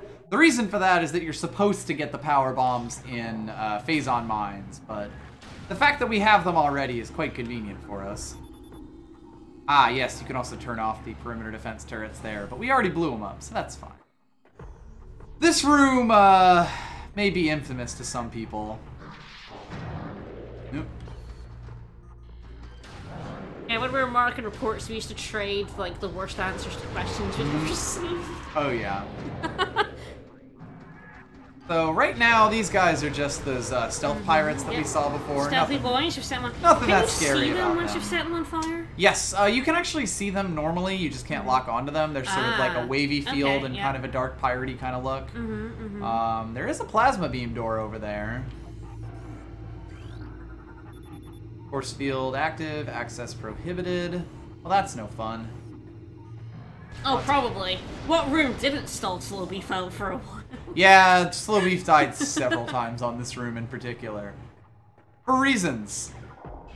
And I'm gonna swap over to the wave beam real quick. No reason. For reasons. No reason. There's zero reason. Gun here. Nope. Honestly, Space Alright, Pirates time to just walk remind me in. more of undergrads than, like, actual science. Yeah, like proper, Space Pirates are undergrads. They're undergrad students think they think they know shit, and they're actually dumb. Oh, they're dumb as shit. Like, I'm the TA going to them, hey, no, don't do that, you idiot. And they're like, I'm the second year student. I've been here a year. I know better than you. I'm gonna do what I want. So, these are Wave Troopers, Space Pirate armed with Wave Beam technology. Space Pirates have reverse engineered several of your weapons, including the Wave Beam. Flaw in design makes them vulnerable to their own beam weapon system. Yeah, okay. These weapons are inferior to your Chozo designed originals, but still quite potent. So, this is a cycle of 4 enemies that can only be hurt by one of your 4 beams, depending on their color. The funny thing here is that the Wave Beam Pirates, the ones that they introduce you to first, are arguably the most powerful ones. All of the others, you could probably say the Charge Beam Pirates might be worse, like your regular Power Beam Pirates. But like, all the other ones can kind of be mitigated, and this one can too, but we don't actually have the tool that would make them as easy as possible. So they can actually be pretty deadly. Like, I don't know. Yeah. As was said, Slow Beef died in this room like several times. And I was like, yeah, you kind of just have to get through this. I don't know what it is about second year students. I don't know if you ever found this. Like, second-year students were legitimately, like, the worst Space pirate ones. life signs only. Access denied. I mean, that is kind of why the term is sophomore. Oh, is that second year? Second year is sophomore year. Sophomore, okay. Yeah, which is when you're the biggest idiot. Yeah, because first years are dumb and know they're dumb. They're scared shitless. Well, they have no idea what they're doing. They have no idea what they're doing. They know they have no idea what they're doing, and they will listen to you. Second years are like, I've been here a year. I've done all the training now. I'm awesome. I know what I'm doing. I don't have to listen to this PhD student. What do they know? So yeah, you if you have power bombs, you can unlock this door. By third year, those second years have realized they're actually still idiots. Right. And they're willing to listen to you. There's a bit of humility to a junior. They usually get kicked in the ass by, like, exams or a hard lab. Yep. And often during sophomore year. Yeah. Yeah, during the second year. Second year is when the dropout rate is the highest. Yep. And then they're a bit... The ones that don't drop out are a bit more humbled. So anyway, the big thing here is that you still need the plasma beam to get through here. The dropout in the second year is the highest. Is the flamethrower. This is the plasma beam version of the, like, missile power-up. It sucks. Yeah. It's really bad, actually. It's a worse version of the Wave Buster, which is the electric one, which is the wave beam one. Because it's basically like a continuous stream that eats all of your missiles. Gross. And you can see our missiles just kind of going down. And it does decent damage, but like there's no real point to it. And the wave beam is better than this for reasons that or the wave buster is better than this for reasons that we'll see once we actually get the wave buster. Hell yeah. It's literally a strictly worse version of it. Like, I think the damage is higher, but its downside is worse. Yeah, for all my griping about the chemistry lab, I actually had a way better time of it than my brother's girlfriend, my friend who recommended Yonder to me, who was a biology major and had to help out students doing... Oh, here we go. So this is what these guys look like. You can see they kind of... Yeah. You can kind of, like, briefly lock onto them when they're doing attacks and stuff. And, yeah, when they're on fire, they're just on fire. But yeah, she had a worse time than me because she had to do the computer labs where they were learning statistical analysis. And, oh boy, can university students not, and especially biology students who go into biology thinking they don't have to do any math. There's no math in here. There's no maths in biology. Then get stumped by way more statistics than I ever had to do as a chemistry major, by the way. I did, like, some statistics, but biologists have to do it a lot. And, yeah, they're bad at maths, and they're in statistics computer labs, and she had to help them out. And she was like, they're exhausting, they're awful. So, like, it was also, she had trouble with the mature students. Oh, yeah. The ones who are, like, older than you. Yup. And so they think they're older than you, and they know better than you, even though they're the experts. She literally was the one who was teaching had a the course. degree. Like, she literally had done these courses. Yup. She also went to the same university as me. By the way, the pirate logs. Mwah. Fantastic. Yeah, it's just maths. We are getting some, we're finally getting more pirate logs, including the one that everyone agrees is the best one in the game. I'll know which one that is. Let's see. You don't have Project to do Helix as experiments with space pure pirate maths. embryos were disastrous. Phazon infusion process. So fuck it, they put it into their babies. What the fuck? Why? Degenerated brain tissues. Jesus Christ, these guys really are second They got year. extremely swole babies. They're sophomores. They're sophomore science students. They made extremely swole babies. No, they need to stop. None of the elite pirates lived to maturity. Few that survived their infanthood suffered severe psychotic breakdowns as juveniles, killing anything within their zone of perception. Research team Sclera has made a recent breakthrough in which parasites brain-coded Vertigo were highly successful. Since then, fused Vertigo Phazon with space pirate DNA with great success. The latest batch of elite pirates have reached maturity successfully and are ready for field testing and training. What if we rub Mercury on Babby? Yeah, what if we rub Mercury on Babby? Recommended battle systems for the elite pirates are as followed. Shoulder-mounted artillery cannon, repulsor shield, wave-quake projector, energy siphon system, and retractable wrist bayonets. Well, before you go, let me just take a little look at this guy here. Yeah. Hi. Are you the Phazon one? Oh, that's the Elite Pirate Alpha. Oh, So, the funny thing about this guy boy. is that he's not actually, like, you know, you're supposed to not break him out the first time. And I might just ignore him for now. Oh, no. Just to not ruin the dramatic entrance later on. But you may notice this guy their first time around and just be like, boy, that looks a little scary. It does. Well, probably not that important. I'm sure it'll never come up. Oh, right, you totally can't break him out yet. You actually, that is like the one thing that you need the power bombs for. For whatever reason, he needs the, like the power bomb, like the real power bombs to be able to break him out. So if I dropped a bomb there, it wouldn't work. I think I actually did that in my Let's Play with Slow Beef. I was really confused about it when it happened. Uh-oh. 4-wave pirates. But yeah, it's really, you can't underestimate the number of people who go into biology thinking they don't have to do maths. Right, it's the science without the math in it. I was good at science, but I was bad at math. You don't generally do a lot of pure maths for biology. It's almost all applied, but it's also like... But you do a hell of a lot of statistics. Oh wow, that guy has now gone the other, like all the way around. Hi, and buddy. now I'm the one with the protective shield.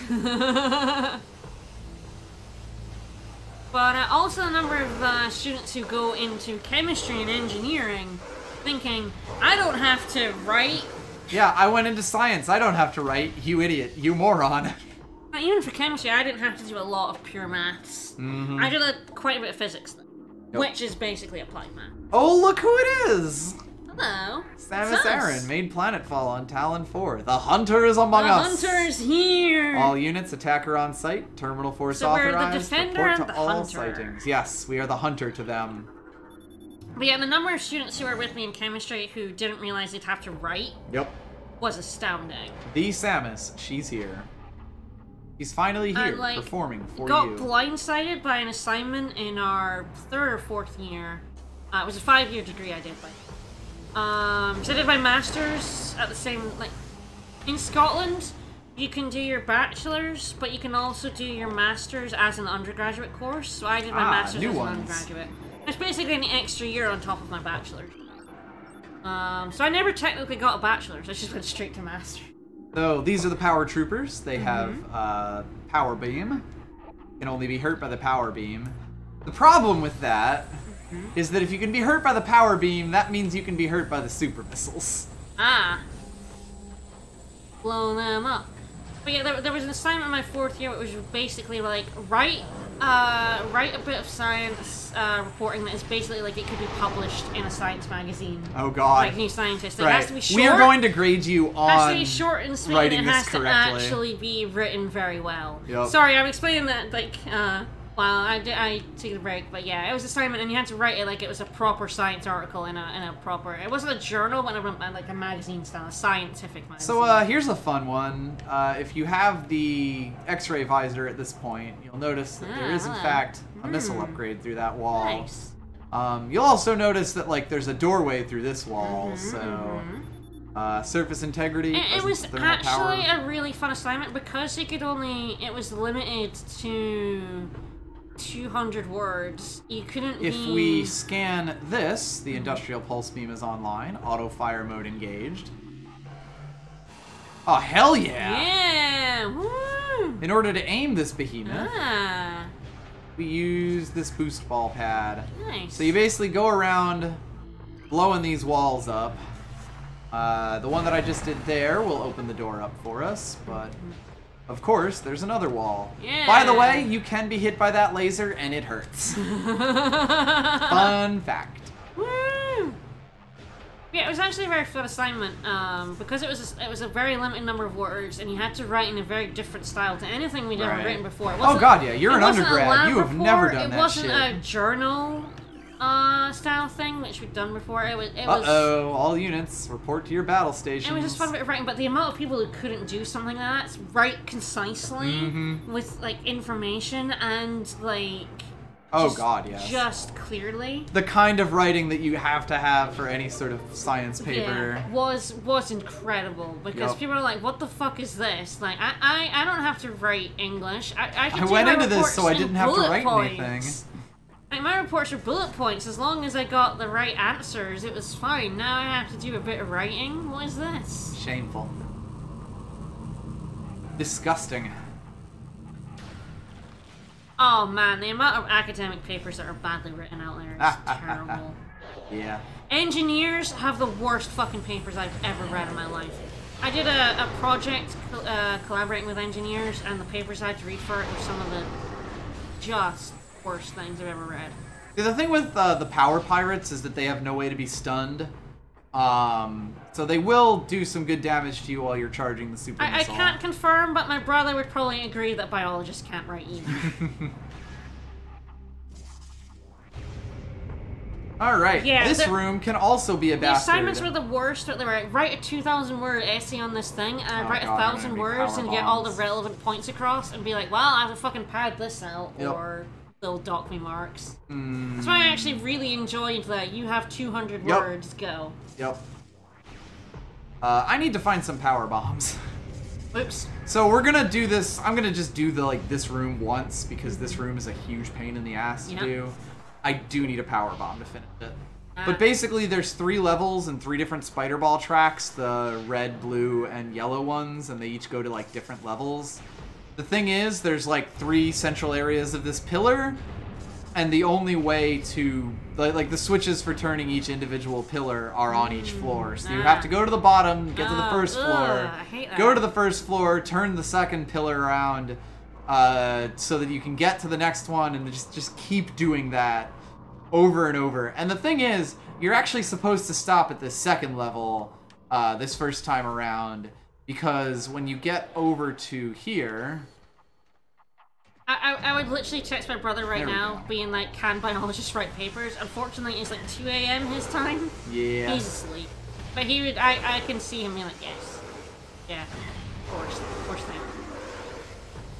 Hey, could you drop a power bomb for me? No? Nope. Alright. Denied. Jackass. So anyway, you get over to the third one, and it turns out that it's got a power bomb thing in front of it. Ah, thank you for making that obvious. I mean, I do like that you can scan this to make, like, things that you could have noticed on your own totally obvious. Like, it kind of helps people who just didn't quite make the connection with things, so I like that. Anyway, I'll definitely be trying to get up there, just to save us some time. I actually really do wish, because I went to university in Britain, we don't really do majors as such, or, like, set courses. I actually do wish that, like, every science course had a, like here, a lot of universities here have like a required English writing course. Yeah, a writing course to teach you how to write good. I wish that Britain did the same thing. Can't fucking write. Yeah, because they can't write. Really, students coming out of high school can't write, and you deal with people with just... Like first they had maths to make sure we were up to like the right level, but they didn't have English. And I Access think to level 2 granted. They should have. I love the way that the Phazon Mines is set up, by the way, because you keep finding these, like, mini elevators that take you deeper and deeper.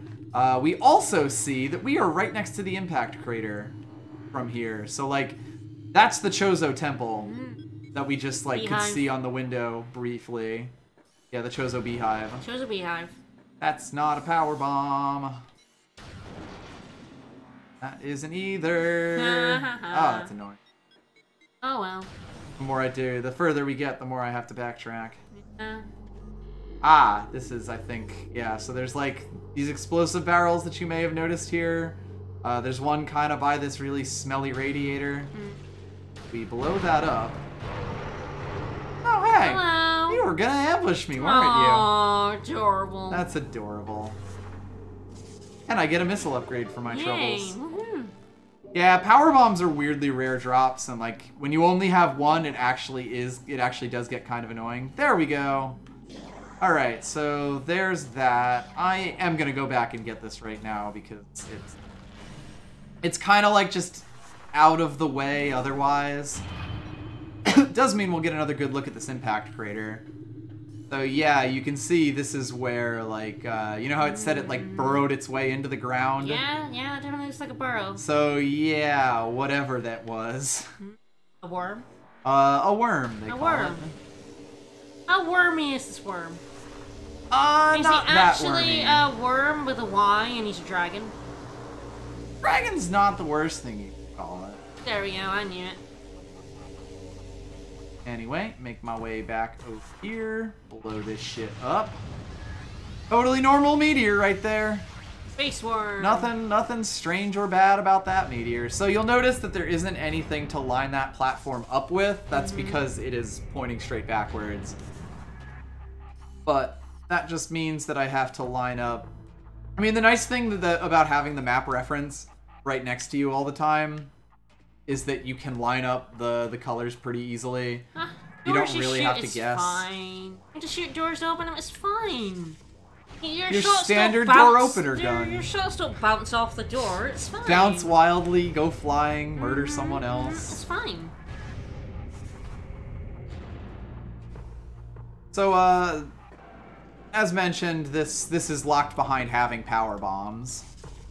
But if we make our way, I don't know about you, but I always here, shoot doors to open. How else would you get into your house? Fun fact, sometimes when you're spider balling up these things, you can get stuck between the two of them where Samus is like attached to both of these. Oh no. And you just let go of the thing or like waggle your stick around and it's fine. But like it is a thing that happens sometimes when you're just holding the button. It's like, well, shit. Anywoo.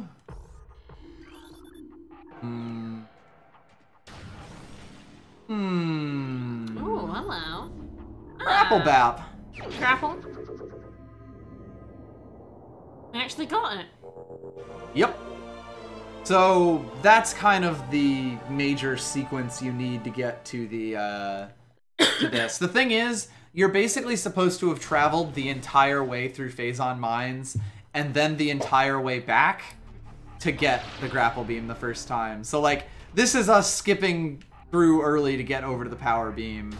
Worth mentioning, this goes back to the Phazon processing site, like at the start, main quarry.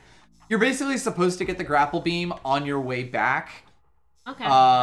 Because spoilers, after we make our way to this central dynamo, the game does expect you to walk all the way back, go out and get the plasma beam, and then go forward from there. You're essentially supposed to make 2 separate trips through this to get there, or through Phazon Mines at different points in the game. You don't care. I'm not gonna do that. Anyway. Just figured I'd mention. But yeah, we have finally recovered everything that we had at the start of the game. For whatever reason, the grapple beam takes literally forever to get back. Further inward, there is, I think, a save point coming up relatively soon. We might stop there, or we might do the thing. Alright, my chemistry stories have to stop. Eventually. I don't know how much I've ever talked about my chemistry before. Yeah, I don't know. I think it might all be new see, if you get stories. too close, this guy actually falls down. He got Unfortunately you that for time. him, he's a regular space He pirate. got you that time. That he did.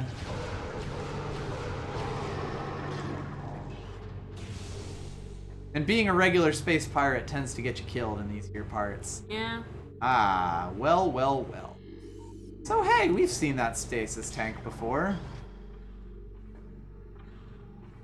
You're actually gonna blow it up this time? Oh, we're not gonna blow it up. Oh, he's just gonna escape.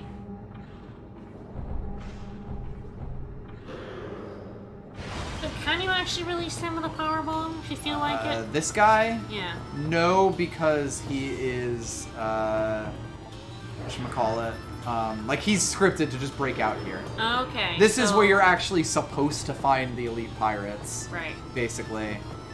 But yeah, to reiterate, we are not supposed to have the plasma beam here. Anyway, elite pirate, fits Phazon enhanced space pirate, incredibly strong, armored, well armed.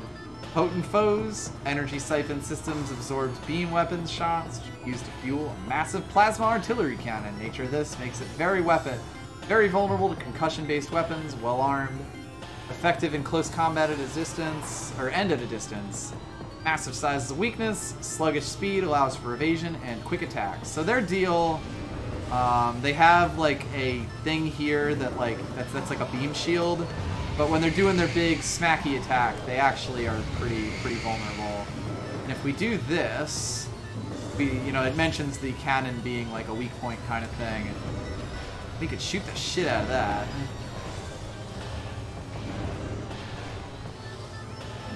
He's telling us to talk to the hand right now. It can be a little hard to see.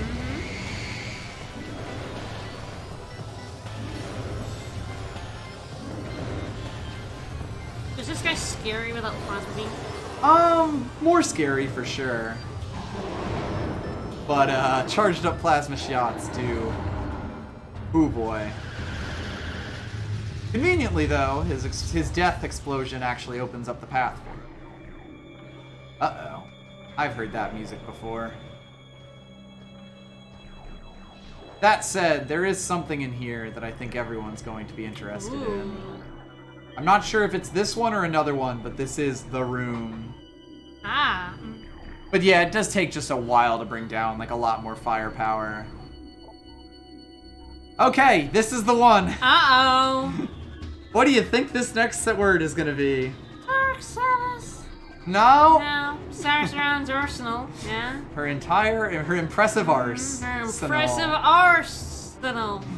Progress is slow but steady. Dearly enjoy turning weapons against her. Believe we can implement beam weapon prototypes in 3 cycles. Her power suit technology remains a mystery. Phase on her power especially suit. the curious like morph ball. All attempts have ended up in disaster. We're gonna get the dark Samus? No, we're going to get the morph ball lore. Ah. Okay. All attempts at duplicating it have ended in disaster. 4 test subjects were horribly broken and twisted when they engaged our morph ball prototypes. Science team wisely decided to move on afterwards. So it is canonical that pirates are like, we'd like to morph ball, and that they broke all of their test subjects' bones. It's like the one piece of lore that literally everyone remembers from this game. Kill them 4 times to go. Maybe Consumption not. of elite nutrient mix by non-elite units is strictly prohibited. To be fair, it's taken them way more than 4 times, and yet they still do Phazon. Yeah, I mean, they didn't break any bones with that one, with Phazon. They just murdered some fetuses. But yeah, this is sort of like the thing that cements space pirate science to everyone. We tried to make her morph ball. It didn't go great. It didn't go well. DD. Ah! And we do get this. There's actually a lot of things in this. Thank you! This is Space Pirate Captain. As it turns out, Science Team's Phazon-infused cat food have led to a large number of staff casualties at the pet shelter. Oh no. Phazon? Phazon. Phazon! Thank Welcome you, to Red Phazon. Mage and Space Parrot Captain. So, test subject ZD, hereafter referred to as Metroid ZD. Prime, recently discovered in a cavern by mining crews. Quickly dispatched the miners, eventually contained by security units and drones. Once contained, able to begin studies upon Metroid Prime. Results have been astonishing. Genetically similar to Metroids on a highly evolved level. Displays limitless capacity for Phazon infusion. Shit. Shows no Phazon-based degeneration Shit. whatsoever. No, stop. Continues to grow in size. No. While it has manifested some psychotic behavior. Jeez. Cold fields we use to pacify remain effective. I am standing at the water bath right now thinking, why the fuck did they do that? Security Command issued an all-points alert after the fall of ZBs. Alert concerns bioform Samus Aran, also known as the Hunter. Female hominid, heavily armed, extremely dangerous. Uses a powered armor suit of unknown design. So, like, it's also canonical that the space pirates are, like, completely ignorant of the Chozo and their whole deal, more or less. They have no clue what they're doing, which is also why the temple has confounded them for so long. The number of potent beam and concussive weapons, all combat units instructed to terminate her on site, preferably in a fashion that will allow us to salvage her I'm armor the suit and lab weapons. demonstrator watching them going, what the fuck Considerable are you doing? bounty. Dead or alive, matters not. And the TA standing at the side going, oh my god, they're all Oh hey, did fucking someone idiots." finally notice me? Oh, hello.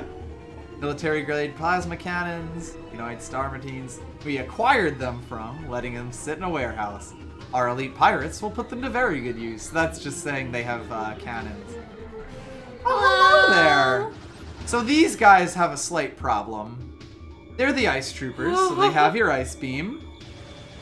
And I mean, regular shots, they don't do much, but yeah, they have a slight issue in that they're very freezable. Yeah, Pirate Senpai noticed us.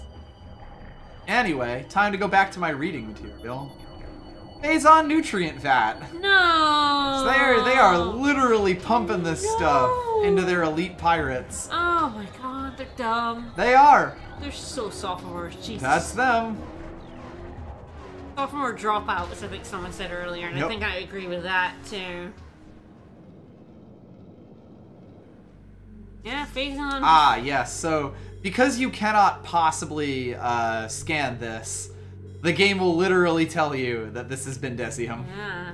Unfortunately, we are currently out of power bombs, so we can't get through. However, I happen to know that that is a transport behind that. Once we get one, I may open that up. I might not do that till later. I don't know.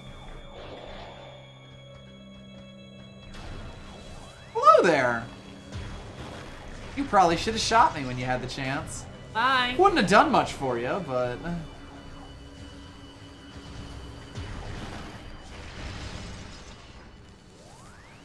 Oh, there we go. I think the music has stopped. More to read? More to read!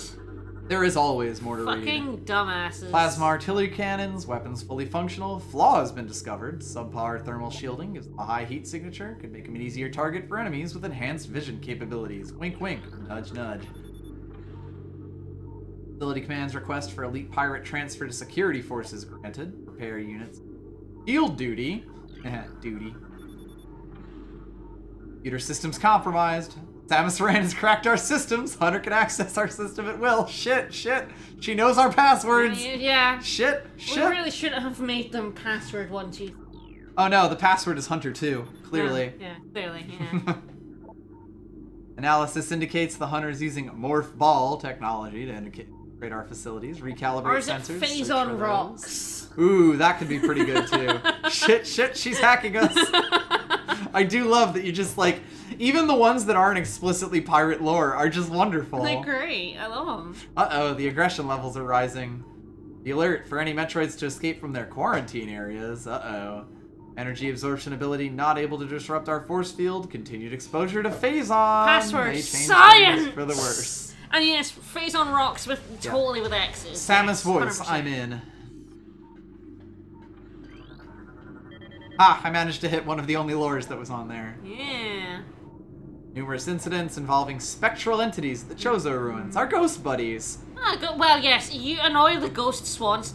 Don't you know better? Assaulted by ghosts, few Everyone have knows survived. better than to, like, annoy swans. Yep. And it's they even bothered worse, the swan ghosts. It's even worse other ghosts, Yep. right? Because you can't do anything to ghost swans. Science team believes these attacks are in response to the effort to recover their relics and artifacts. Somehow they're able to interact with the physical world. It's username and they want to admin, keep their shit to password themselves. admin, which was literally a password at my old university. Oh, of for course. years. Let's see. Report signs of ration rejection by elites at once. Another lore here. Oh, the other thing about science here we labs. go. Metroid Prime's breach has been contaminated. Uh-oh. Indicated has sensed a large batch of raw Phazon in the lab from within its stasis I tank. was fucking Broke through the hungry for glass using cocaine, previously yeah. unsuspected strength. Besides consuming all of the Phazon, Metroid Prime assimilated several weapons and defense systems from fallen security units. It has suffered no ill effects from said assimilation. Indeed, it began to use them against us. Ghost swans break Once your we pacified soul. it, we were unable to remove the assimilated gear without threat to Metroid Prime. The gear is now an integral part of its body. And is intrigued by this newfound ability. Of course they are. Has ordered further study of it at once. Dumb So of fuckers. course, it's like, oh, it stole our weapons. It's better with them than we are. Uh-oh. But yeah, that's the thing about like university Ah, passwords. there we go. Steel covers replaced with cordite and Bendesium covers. Not that that'll stop us. Like university passwords are either really easy or they're actually so bad that your computer can't actually be switched off because no one knows the password anymore. Yep. That was so actually if it was to several happen, of the things would computers in explode. my lab were that old that no one knew the passwords anymore. And if we switched them off, we literally couldn't log on to them. God, that's amazing. It was running fucking NT 4.0, is that what it's called? Yeah. Before Windows 95. Yep. That's how old the computer was. Metroid Prime continues to feed and grow ever larger in the Impact Crater Caves. Its hunger knows no bounds, and it has begun to manifest unusual mutations since its breach. These include armor plating on its epidermis and mechanical outgrowths that generate defense screens. Yeah. These screens render it invulnerable to most weapon systems, but a flaw in the mutation leads to increased vulnerability to certain weapons. Compensates for this by shifting screens quickly. This latest development concerns security units greatly. They feel it's a matter of time before Prime corrects this defect and renders itself invulnerable to all weaponry.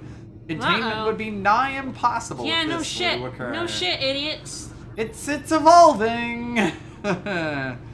To defend the IT department, it was actually because one of the instruments we had was so old it literally wouldn't work with any other operating system other than NT 4.0. Yep. That's why we still had that. Labs are full of that kind of stuff. Labs are full of old, yes. instruments. Phazon-infused fungal harvesting continues. Replacement decatricotite. Triticale, Phazon-infused fungal matter. Do you think their operating systems are like 20 years old? Oh, absolutely. These guys are absolutely running they're big Windows pods. 3000. Yeah, their big pods need like a specific operating system that in the year 3080. Like, see, security request deployment of elite pirates in the Metroid quarantine area. yeah, they're running this on DOS. High casualties suffered by standard pirate units deployed in Metroid areas not acceptable. Even more lore. I think we might finish once I hit the save point. Actually, I know they're running on Vista. Oh, definitely. Yeah, the space pirates are running on Vista. Results are in from field studies on extinct bioform Chozo. Believe that Talon 4 wants a stronghold of a great Chozo empire brought low by the meteor strike. Planetary devastation brought an end to the Chozo, yet remnants of their society remain. Studying these relics in an attempt to turn them into weapons. What is of no use to us, we destroy. In time, we shall have all we need from this dead race and shall wipe this planet clean of their ugly ruins. The dead should serve the living, not hinder them. Oh, space pirates. Jeez, calm down, dude. Particularly interested in a number of curious Chozo artifacts been able to recover from a number of religious sites on Talon 4. Relics resonate with power, yet we are unable to harness them in any way because we're idiots. Yep. Science team is attempting to fuse them together with Phazon! Oh, fuck! Believing that a link might exist between them. And I mean, they're not wrong, it's just... Jeez, they just love to rub Phazon on everything, don't they? Yep. They're like, we don't know what to do with this. Let's just throw some Phazon on it. We know that these artifacts are linked to Chozo Temple that blocks full access to the impact crater. I've yet to crack the enigma, however. Command grows impatient regarding this matter. Results must be produced soon. Love just to dip things in Phazon. Just dip it in Phazon! Oh my god, they are sophomore students who have a vat of liquid nitrogen. Yep. And I've decided to put everything let's in it. Let's freeze some grapes in it or something. Fuck, yeah, let's put a pencil in it and then snap it. Let's put this rubber pipe in it. Yeah, oh yeah, it's all... That's them and Phazon. Yep. We have to dip everything in. So, welcome to the poison room. I love the poison room. It's filled with poison, and even these little poison boys. And this poison does not fuck around. If you stay in this room, like in this area, you will start taking damage. I believe this is, of course, a Bendesium Grate.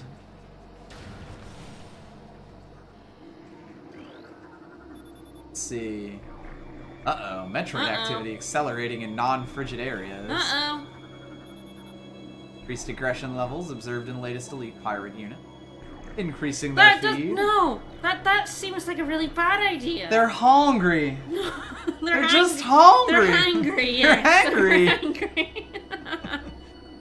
Metroids from the initial batch have matured to Hunter phase. Be advised, Hunter Metroid has a siphon tentacle, can attack it from a distance, as opposed to the close combat used by younger Metroids.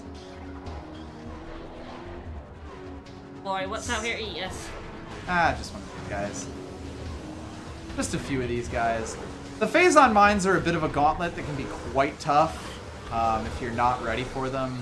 I've actually just remembered that the place the save point is actually after the thing I want to show off. So we'll finish up on getting doing a thing that I think is like super duper cool and one of my favorite things in the whole game. Alright. Ah, that's convenient. It's like it's a sequence breaking thing that I just think is so cool. Let's see. Collapsed Bendesium wall. Well, we do at least have another power bomb. Ah, that gave us more power bombs. Yay. That's nice. Woo. And it actually gives us the map for this place, which will of course slow us down massively. Yeah. Admiral Curtis was in my YouTube mentions mentioning that it might be because this uses like a line drawing primitive that has a lot of weird stuff because it has to get like thicker and thinner depending on where you look at it on 3D, and that it's emulating each of those on like a per line basis. Ooh, yeah. And that once it has like a lot of these lines to go in, because you can sort of see that ones we're closer to are thicker than ones that were not. Yeah. And so once that has that, it can actually slow it down by quite a lot. But yeah, the mines are very much meant to be like, you know, a gauntlet for you. Yep. Metroid quarantine in effect. No unauthorized personnel in the holding areas. You can't stop me. Unauthorized use of Phazon is strictly prohibited. Oh, because authorized use of it because is authorized so has safe. been so good. Violation of this order will result in assignment to the Metroid holding area duty for 90 cycles, which is, I guess, fairly serious. Yeah, 90 cycles, or however long you live. Yeah, 90 cycles at best. Chozo ruin areas off limits until further noticed. It's kind of filled with freaky ghosts. Ridley authorized use. Recon teams searching for the Hunter's gunship haven't been able to find it despite being like two over. Science team believes it employs a sophisticated cloaking device beyond our capabilities. Aside from dumb luck, we may never discover its location. It's right next to your crash frigate. Yeah, it's right here. We're right next door. We parked right next to you dudes. Failure to comply with the command decree is not an option. So there's a lot of little ones that aren't even, like, that you could just totally miss, and I do love that. Unauthorized use of resources continues. Patterns suggest the Hunter. So yeah, we're stealing their shit. Yeah, we nicked all your shit. Yeah, we did. What are you gonna do about it? You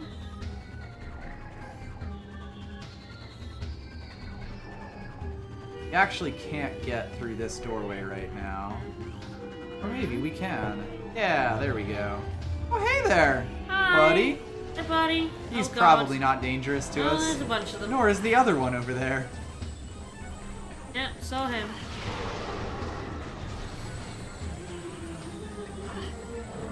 Hunter can see our blogs. No, they can see my time. The Hunter is reading my live journal. You see my time I tweeted that I was hungry.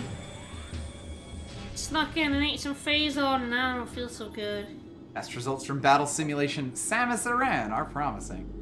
Elite units report a 74% success ratio against her in testing. High Command is pleased, but expects a higher ratio by project's end. Right, motherfuckers. 74. Increase Bamu patrols in authorized areas.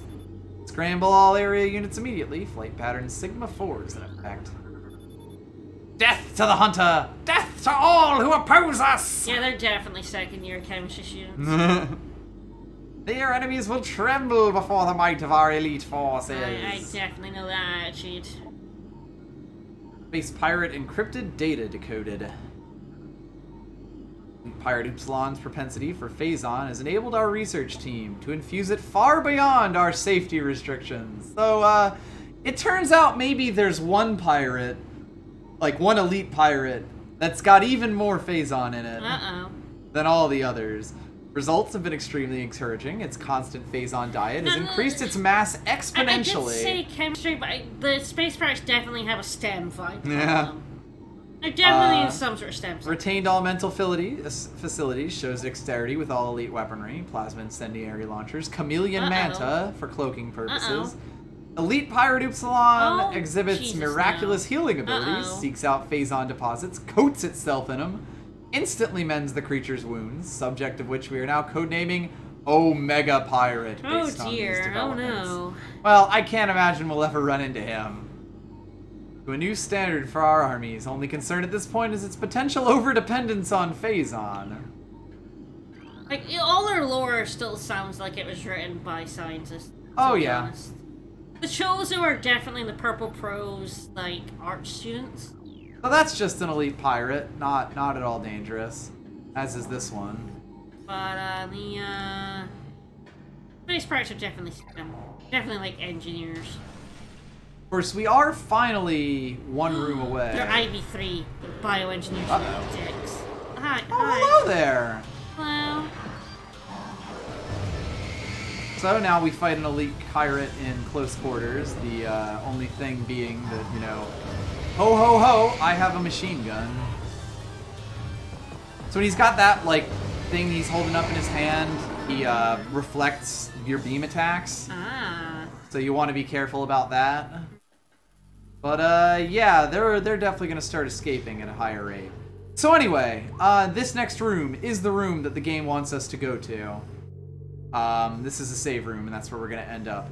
Cool. There's a really cool thing in here, because there's a mini-boss. Ah. And it may be a little tough for me to explain this, but if I go here without activating the boss fight, the thing about this fight is that it is an invisible security drone.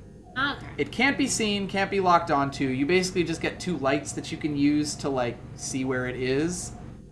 The thing is, if you have the X-ray visor, you can see him just fine. You can lock onto him just fine. And the thing that's weird about that is that he's guarding the power bombs. Oh. Which actually block access to this. So, like, in normal gameplay, you cannot possibly have the X-ray visor by this point to lock onto him. Oh. You have to fight him regular type, but despite that fact, he actually still shows up on the X-ray visor. Right. And I always thought that was insanely cool. So, like, normally the way this fight works is when he notices you, it's like you're kind of walking in here and it's like, wait, what the fuck? What the fuck? And he'll also start, like, he'll start firing lasers at you, and when you get close to him, your visor fuzzes up, and he actually can be a pretty tough fight because, of course, this is, like, the one fight in the game that you can't lock onto, like, at all. However...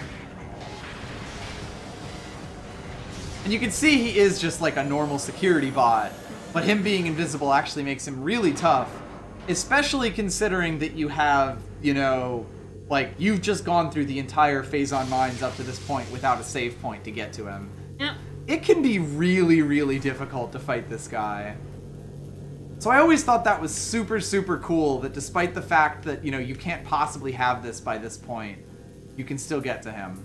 Anyway, those are the original the real power bombs, and they will give us 3 of them. Nice. But first we have to get through this. The fact that that dude is invisible is one of the things that suggests to me that this game actually, like, they had a few different planned paths for power-ups, and, like, he could potentially have gone at a point after the, after you could have gotten the X-ray visor or something like that. Yeah. So that functionality was always in. And of course it makes sense, because, like, you can see invisible enemies in this game with the X-ray visor. So of course it makes sense that you can see him with the X-ray visor. And that's kind of what people mean when they say this game tends to be really well programmed. In that you are meant to fight him as invisible. And also, yeah, you can use the Wave Buster to kill him. We could have gotten the Wave Buster by now. It's just over in Chozo Ruins and I didn't really feel like getting it. But yeah, it's like, the game is really well designed because they thought, they programmed these things with this kind of stuff in mind, even though it isn't, like, technically possible most of the way. Anywho, we are finally making our way to a save point, and I think that that's a very good way to finish the stream up. Normally from here, you go a little forward and you get blocked by a plasma beam door, which means you have to go back, and in, like, the final upgrade hunt of the game, you have to get, like, I think it's just the grapple beam and the plasma beam. The nice thing is we have those already. Yeah. So we'll be able to just charge straight forward. Hell yeah. But yeah, that gauntlet is probably the single hardest part of the game, getting from the first save point in the mines here to this save point in the mines. Because it is a lot of very dangerous enemies. Right, you need the X-ray visor too. I mean, technically you can beat the game without the X-ray visor, but you want the X-ray visor. Trust me on that part. But, yeah, I think that went pretty well. Next time around, we're going to do... We're not going to beat the game, but we are going to get, like, most of the way there. Alright. At this point, the sequence breaking kind of ends because we're getting to the actual end of the upgrade path. Like, the plasma beam is one of the last upgrades you're supposed to get in the entire game. And we're getting there. But it's still going to be pretty fun because we got to go around doing the whole artifact hunt. And the final 2 bosses of this game are actually some really fun, challenging fights. So I'm looking forward to showing those off. Yep. Honestly, the final 3 fights are fun. Oh, I actually did remember one thing that I totally meant to show off. Oh. Once we got the X-ray visor. So we'll actually finish the stream on this. It can be a bit tough to see here, but if you... Let's see... There's totally something you can do to actually see... Get like a... You can sort of see there's like a white thing in the gun that is actually like Samus's bones. If you look at the finger symbols that she's making while she does this... is like, you know, if you look at the fingers, the symbols that are on the beams, it actually corresponds to the way that she's holding her hand inside the cannon. And the awkward is... In the previous room might be... Yeah, it might just be a little bit close here. Yeah, and it's also like dark, but if we... Yeah, there we go. You can kind of see if I like lock on this. She's doing different finger symbols for each of her beams. Like the wave beam, her hand is spread out. The plasma beam, she's sort of like curling it in in her fingers, or curling her fingers in. Power beam, she's kind of just got like the live long and actually the ice beam is live long and prosper, or maybe the shocker. And it's something you can only actually see with the ooh, on a mobile source, you say? Yeah, maybe that's what we'll take on next time around in the elite quarters. You'll notice those are surrounded by plasma beam things. But yeah, the symbols on the gun are for different hand signs, and it's really cool. Like, it's such a tiny little touch, and you can only see it with one of your visors. But you can see it. Like, you know, like, but it's there. And like there's a lot of really cool little touches in the game that I really like. Yeah. Which is, yeah, this game, I love this game. I hope y'all are enjoying this as much as I am, just going through this and tearing it apart and talking about chemistry. Yeah, I hope you enjoyed me talking about chemistry and all that weird shit. Yep. Alright. Alright, guys, tomorrow, cards? Cards, tomorrow. About 7:30 normal time. Most likely, yep. So we'll see you for Eternal, and Metroid Prime will be back same time next week. Bye, everybody. Bye, everyone.